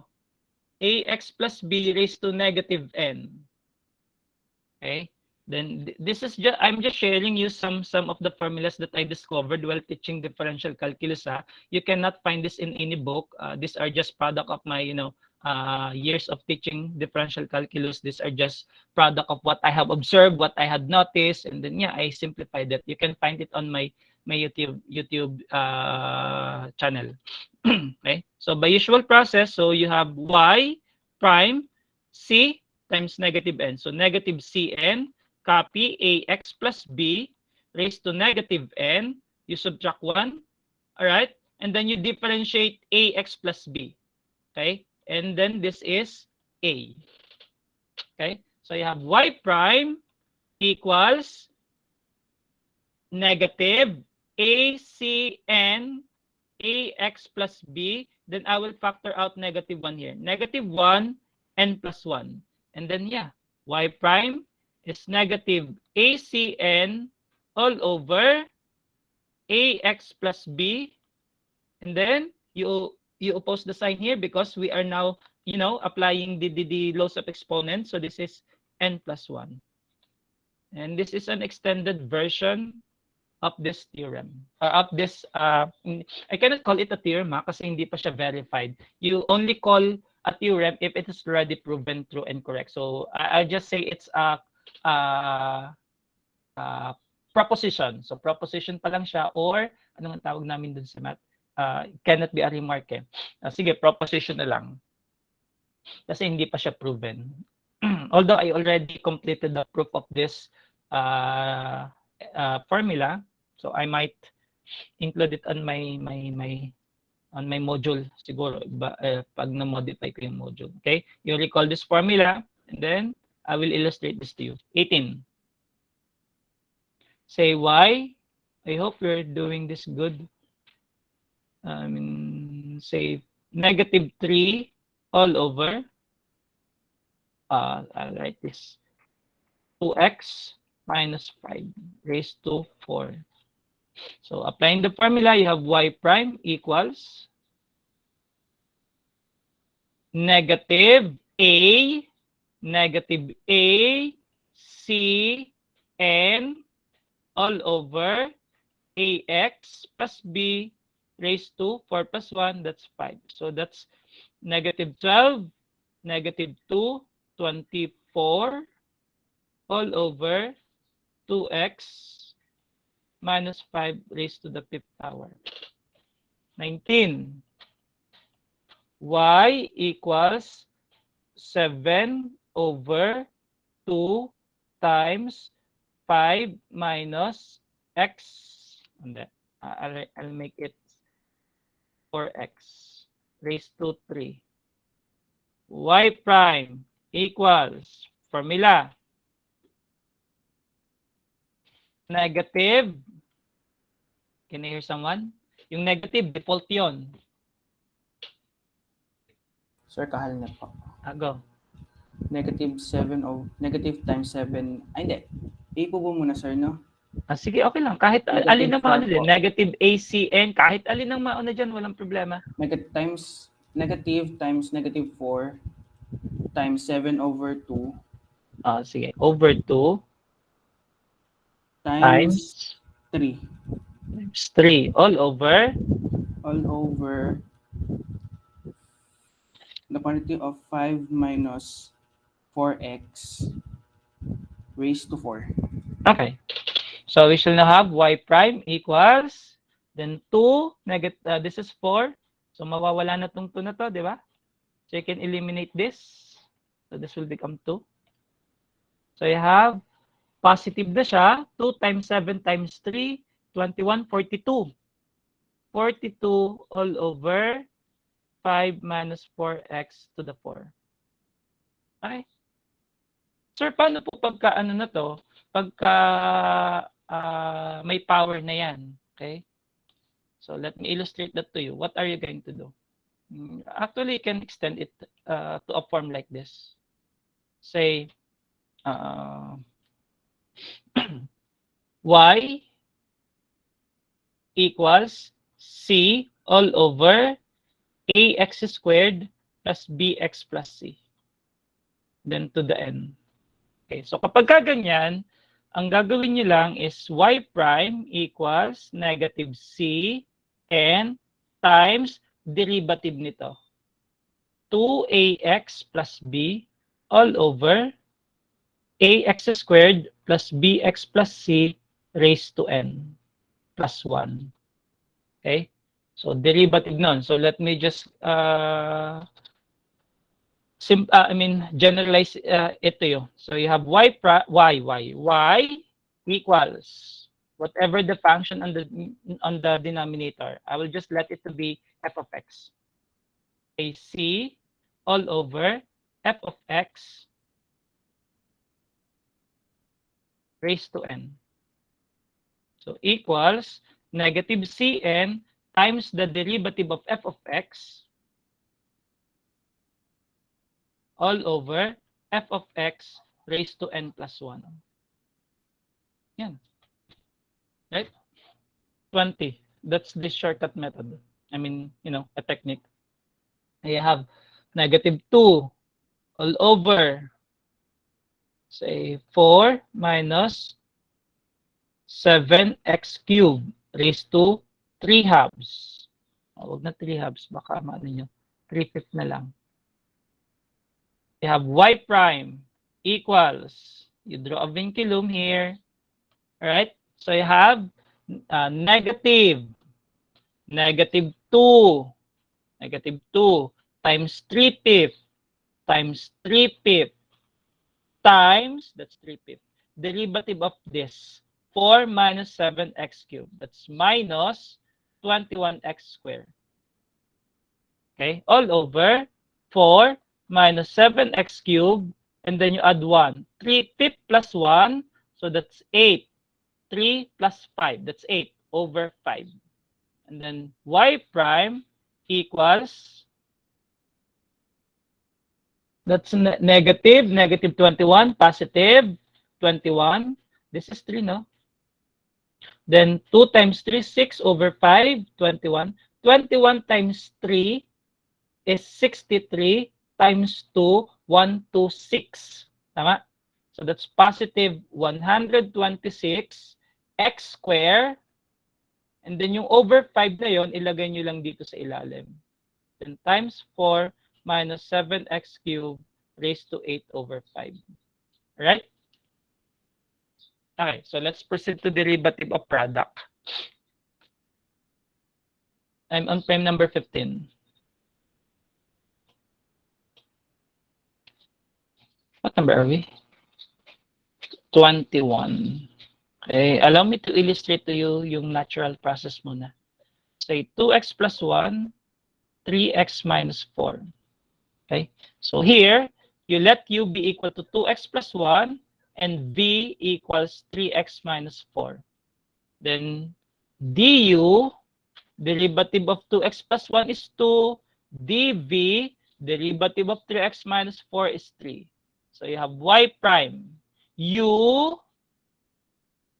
times dv plus v times du.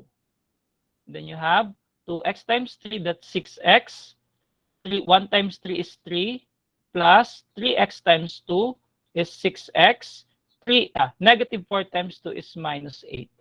So you shall have 12x minus 5. All right. Okay.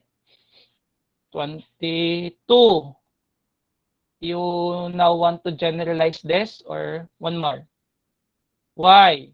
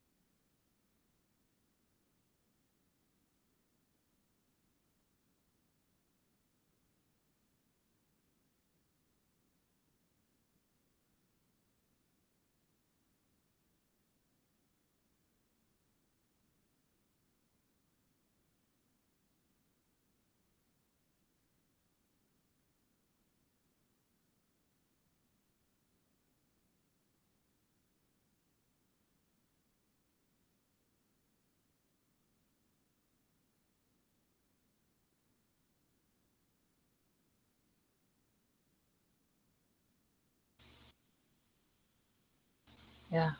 Hello. And I got disconnected again. Can you hear me? Hello, hello, hello. Yes po. Yes, sir. Yes, sir. Hello. Sorry ha. Sorry for the inconvenience. I don't know what's happening with the internet connection. Pawala-wala siya eh. Like, yeah. I hope I can 1022 na naman. But I get a little more. I mean, I still have some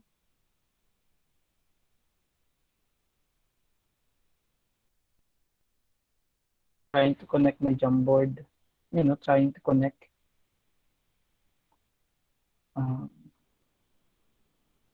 Yeah. Where am I? Again, am I already on the Jamboard and can you see my screen? Can I confirm that? Sir. Yes, sir. Thank you. All right. So, we continue, no? Still have 30 more minutes. May klase ba kayo after this? Wala naman. Sige. X cubed plus 2x plus 1, then the derivative of 4 minus x squared is negative 2x.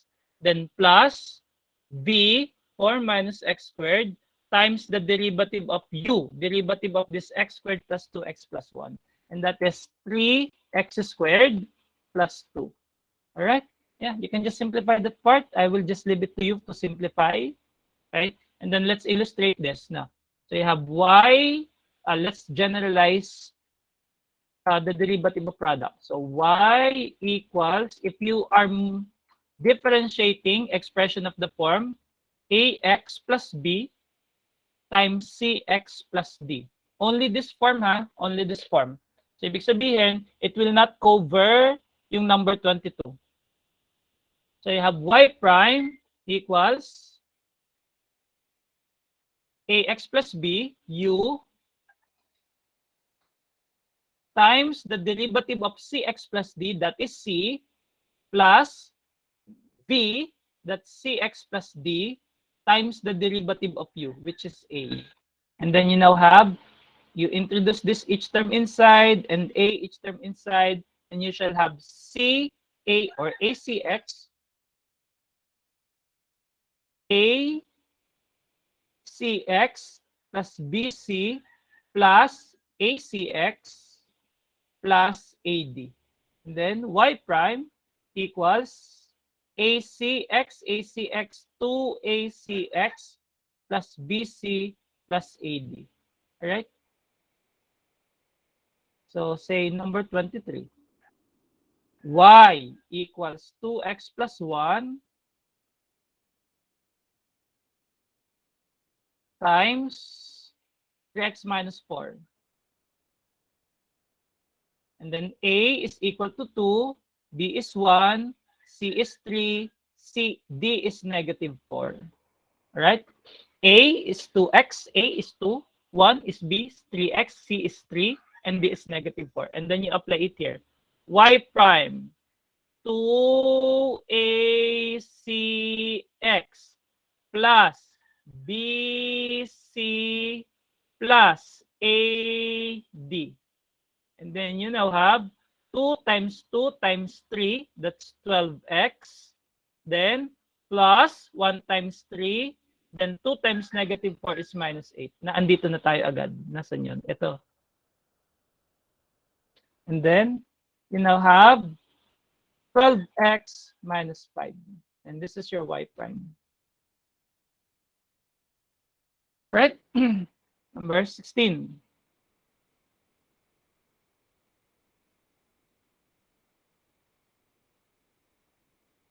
Number 24 on frame number 16. So y is 4 minus 3 halves x times, say, 3x. Where's my cursor? 3x plus 5. So A, what is A? 4 po. A is Negative. negative. Negative.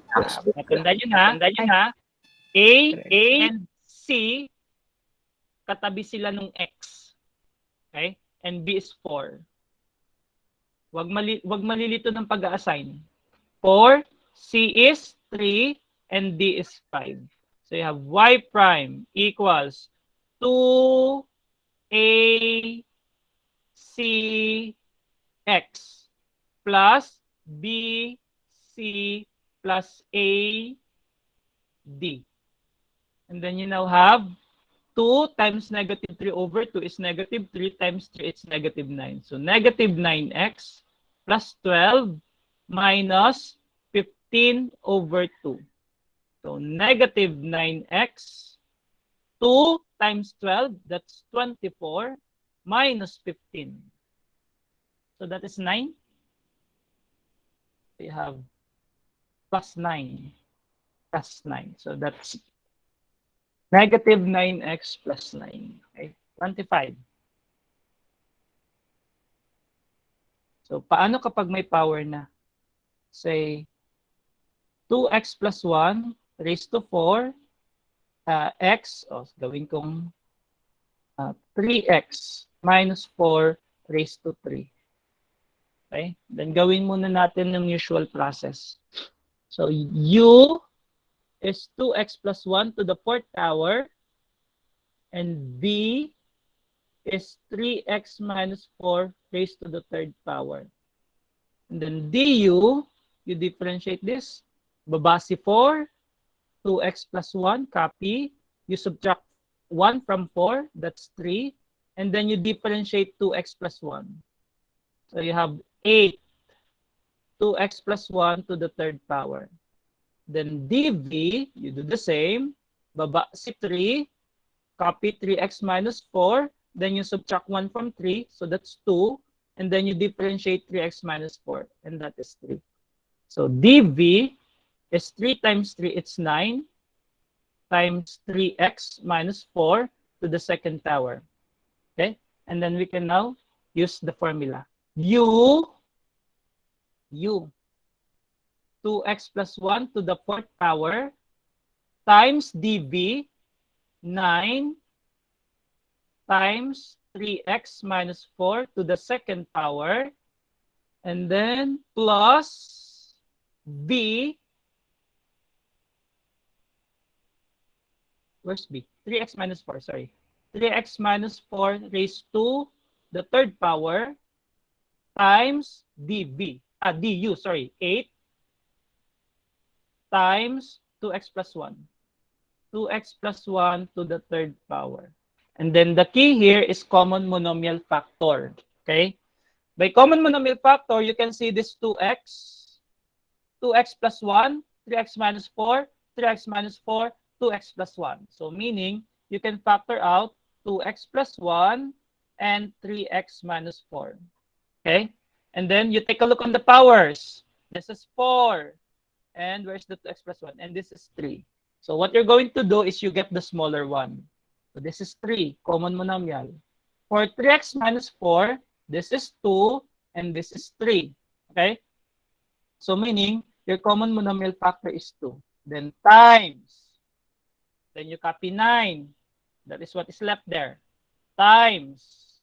This is 3x minus 4 square, and 3x minus 4 square that has been thrown outside. So wala na yung 3x minus 4. 2x plus 1 to the 4. Then this is 4 minus 3, that's 1. Kaya may matitirang isa doon. Then plus, you copy 8. Then times, this is 2x plus 1 to the 3rd power. 2x plus 1 cube. So matatapon na siya lahat.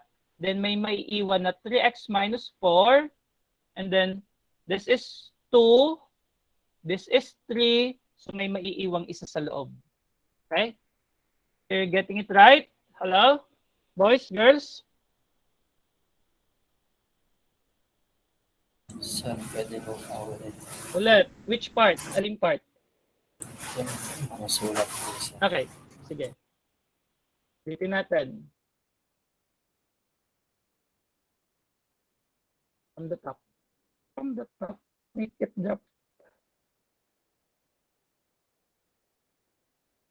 So we have this. So this is our U. And this is our V. Okay? So we shall differentiate it here. du. Ang bobo ko. Sorry. Dapat hindi ako nagsulat para control Y lang ng control Y ako. May check it. Pwede po ba? Hindi na. Sorry. Oh man, sayang. So I need to write it again. Ang bobo ko. Sana control Y lang eh. du equals 4 times 2x plus 1. Then you subtract 1 here. So that's 3. And then you differentiate 2x plus 1. That's 2. So du equals 8 2x plus 1 cubed. Okay? And then, dv equals, baba si 3, 3x minus 4, you subtract 1 from 3, so that's 2, times derivative of 3x minus 4, and that is 3. So dv equals 3 times 3, that's 9, 3x minus 4 square. Okay? And then, gamit yung formula, you have u times dv, u dv, so times 9 times 3x minus 4 square. Then plus v is 3x minus 4 to the third power. And then times du, red, 8 times 2x plus 1 to the third power. Okay? Then magpa-factor out na tayo. So equals. When you notice, 2x plus 1, 2x plus 1. Then 3x minus 4, 3x minus 4. Okay? So you have 2x plus 1, then 3x minus 4. For 2x plus 1 on the first term, that is raised to the fourth power. And then on the second term, that is raised to the third power. So ang kukuhanin, yung mas mababang power. Okay? And then for 3x minus 4, dito ay 2, dito ay 3, so yung mas mababa. So 2. Okay? And then, ang gagawin nyo lang, itong common monomial factor nyo, i-divide nyo dito sa first term. Okay? So anong mangyayari doon? You try to look at here. So ito yung first term natin. This is the first term. Then, and this is the common monomial factor. And then you tell me what will happen. Control C. Okay.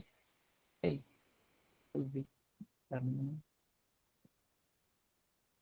Okay. When you try to divide this, anong mangyayari?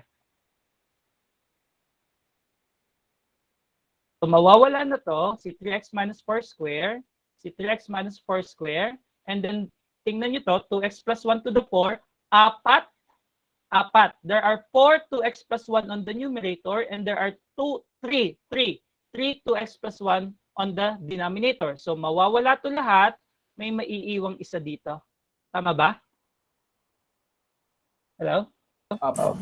Hey, what's left? 9. So you can now write 9.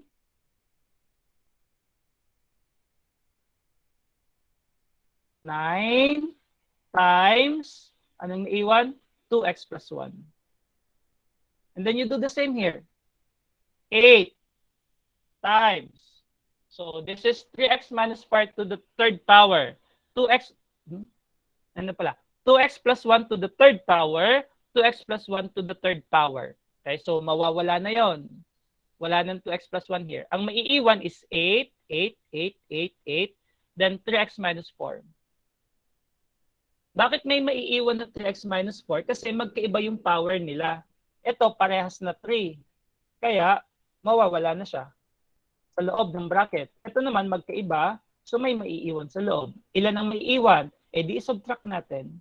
3 minus 2, and that is 1. So 1, close. And then, we're near to finish. 2x plus 1 to the third power, 3x minus 4 to the second power times 9 times 2x is 18x plus 9 times 1, it's 9 plus 8 times 3x, 24x, 9 times negative 4, negative 32. You're doing good? Hello? Yes po. Yes po. Okay. Times 3x minus 4 to the second power. Yung mga shortcut formulas, tandaan nyo yan, magagamit nyo yan sa board exam in the near future, 4 years after. So you have 18x plus 24x is 42. 42x, then 9 minus 32 is negative 23. 3. All right. So yeah, that's it. We're done. I think we cannot simplify anymore. So this is your y prime. It's quite lengthy, but we can simplify it. Okay. I'll give you the generalized formula. You go on frame number 17, and then I will let that form to be y equals ax plus b raised to m times cx, of course. Cx plus d, sorry, raised to n. Okay, so y prime, you keep your eyes on the board, ha? So you have u ax plus b raised to m times the derivative of this. Baba si n, copy cx plus d, then you subtract 1 from n minus 1. Then times derivative of cx plus d, which is c. And then plus v, that's cx plus d raised to n, then times the derivative of ax plus b raised to m, and then ax plus b, then you subtract 1 from here, m minus 1 times derivative of ax plus b, which is a. Then we are done with differentiation. The only thing left is yung algebraic manipulation to simplify. So by factoring, you know that each term contains ax plus b and cx plus d. So kuhanin natin yung mas mababang power, ha. For ax plus b, this is raised to m. This is raised to m minus 1. Which one is lower? M minus 1 po. So ang power nito is m minus 1. And then cx plus d, the power should be n minus 1. This is n, so it should be n minus 1. And times. So yung mga equal powers, tatanggalin na natin. NC or CN or NC. CN. Anong problema dyan? Times. So si CX plus D raised to N minus 1, mawawala na siya. So ilan ang matitirang AX plus B? So subtract nyo yung power.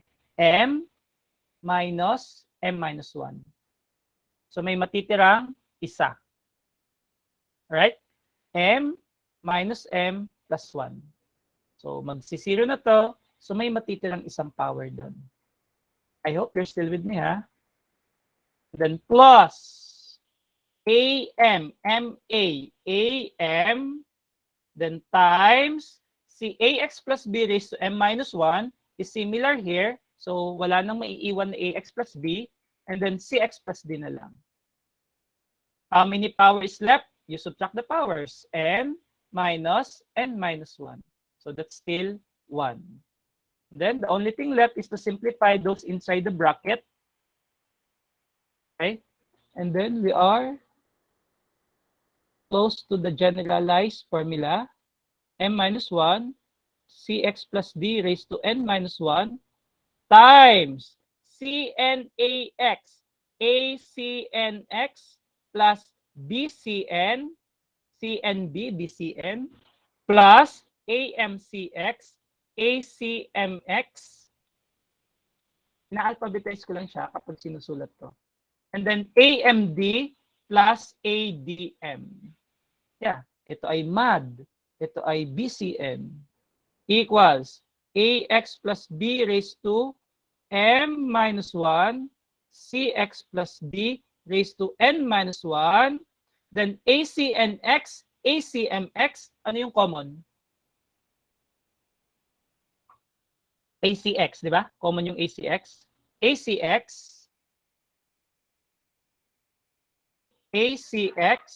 when ACX is factored out here, N na lang yung maiiwan. Plus, when ACX is factored out here, M na lang yung maiiwan. And then plus BCN plus ADM.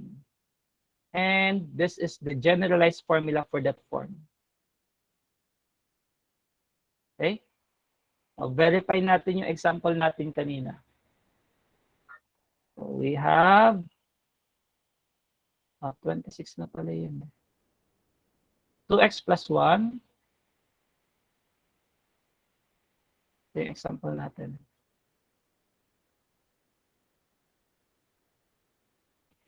Then gamitin natin yung formula if we will get the same answer. So you can see here that A is equal to 2, B is equal to 1, C is equal to 3, D is negative 4, M is 4, and N is 3.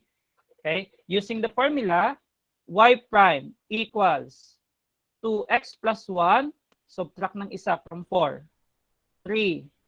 3x minus 4, subtract 1 from 3. So 2. Then times AC. ACX times M plus N. One more. You just follow the formula.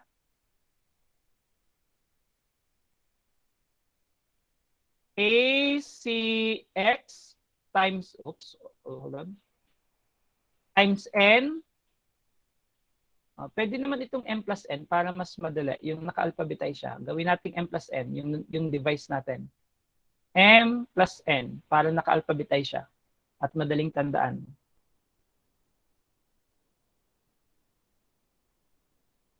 M plus N.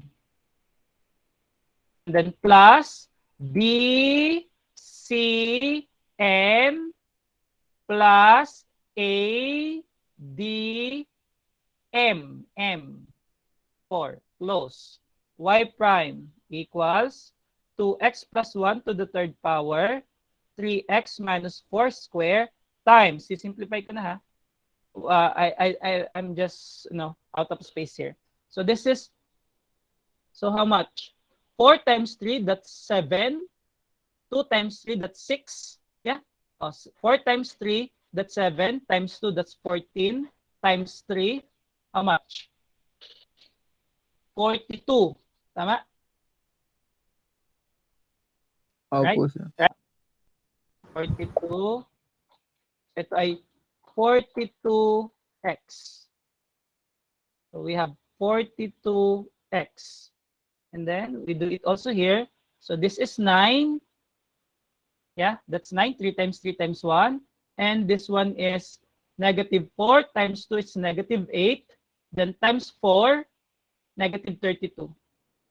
Then 9 minus 32 is negative 23, I think. Tama? Opo. Did we get the same answer? 2x plus 1 to the third power, 3x minus 4 to the second power, 42x minus 23. You go on frame number 16 to verify. Frame number 16. All right, we get the same answer. Yeah, how? Ito siya, ito. Kakopy ko. Then paste ko siya sa frame number 17. Yung manager on Google Jamboard, yeah. Ito, yung naka-highlight. Yung naka-select pala, not naka-highlight. Yung naka-select, yan yung gamit yung long method. And then, with the aid of our simplified formula, we were able to get the same answer, I think. Yeah. Tama ba? Parehas? Alright. I think so. Okay? Hello? Opo, sir. Parehas po. Yes, sir. Did you get it? Okay. Let me just illustrate yung quotient rule naman. Then next meeting, magbigay pa tayo ng example dito. Basta just be careful on assigning the values of A, B, C, D, M, and N ha. So yung A and C, lagi siyang katabi ni X. Okay? Kahit pa magkaiba-iba yung order nila, and let me just remind everyone na itong formula natin is applicable only for this form. So kapag hindi na ganito yung itsura, it's a power of a linear function. No? So kapag hindi na ganyan yung itsura, so hindi na pwedeng gamitin yung ating formula. Okay? Then let me illustrate it to you using yung quotient rule naman. 26. So I'll give you first an illustration. Y equals 2x minus 3 over x plus 1. So you have y prime by quotient rule. So you copy the denominator. So you have x plus 1 square. You raise it to the second power. You copy it here again. And then you differentiate the numerator. You know that the derivative of 2x minus 3, again, the formula is v du minus u dv all over v squared. So let me just write it here. Oops, v squared. So times the derivative of the numerator minus the numerator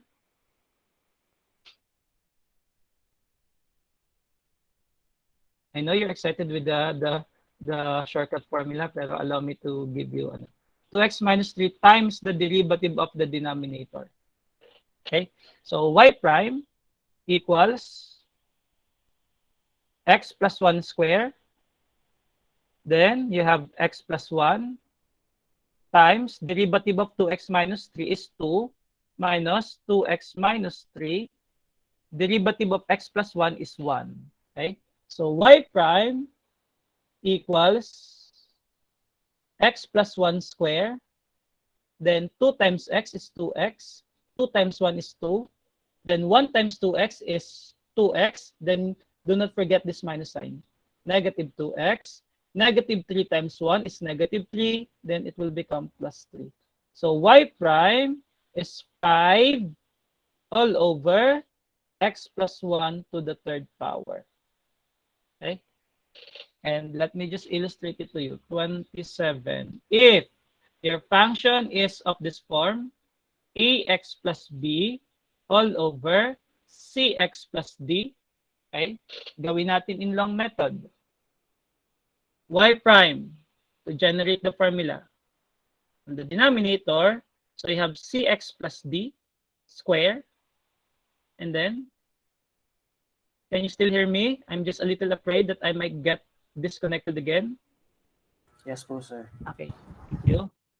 So cx plus d times the derivative of ax plus b, walang kukura pa, minus the numerator, ax plus b, times the derivative of the denominator, c.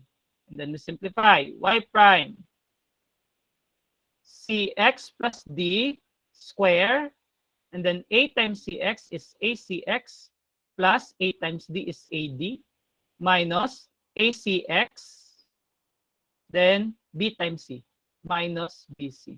You can drop this off. That will become 0. Y prime is ad minus bc all over cx plus d square. Or, ganito ang tandaan nyo. You just get the coefficients, and then you transform it into an augmented matrix, and you get the determinants. Okay? So that's A, then B, and then C, and then D. And then you do the cross multiplication. A times D, so kapag ganito, it's plus, then pag ganito, minus. Kaya siya ay AD minus BC. Okay? So parang ganito lang kayo. Okay? But it should be in order.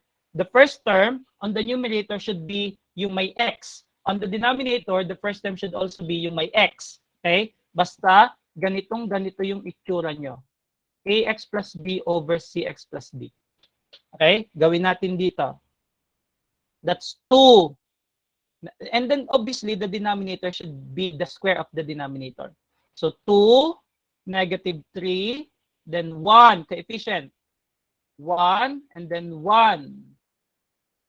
And then 2 times 1, then minus. Okay, ito ay plus, ito ay minus. So you have 2 times 1 minus 1 times negative 3.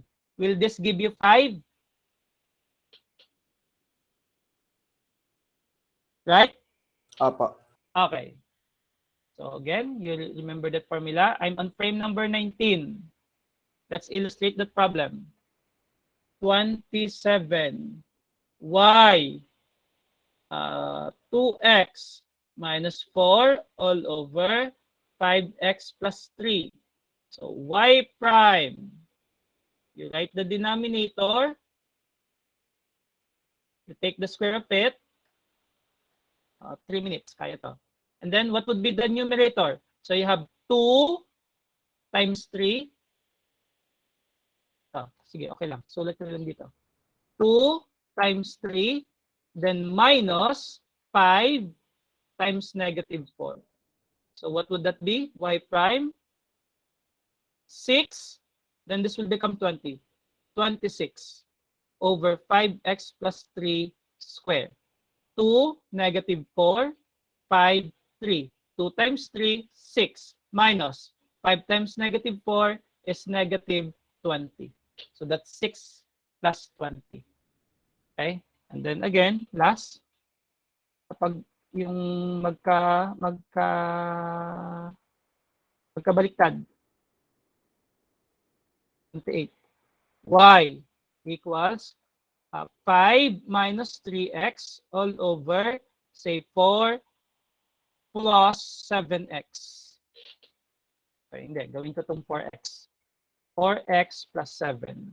Okay? So, gagawin nyo din siyang uunahin yung may x. So, y prime, you copy the denominator, raise it to the second power, and then, unahin nyo yung negative 3. Negative 3, and then 5, and then 4, and then 7. So, negative 3 times 7 is negative 21. And then, 4 times 5, it should be minus. Minus 4 times 5 is 20. So, how much? Negative 21, yung yellow, then yung green, 4 times 5, it's 20. So, minus 20. So, that's negative 41. All over 4x plus 7 square. All right. So, it's almost 10:55, and I think I shall end now. And I thank God I hold on until 11.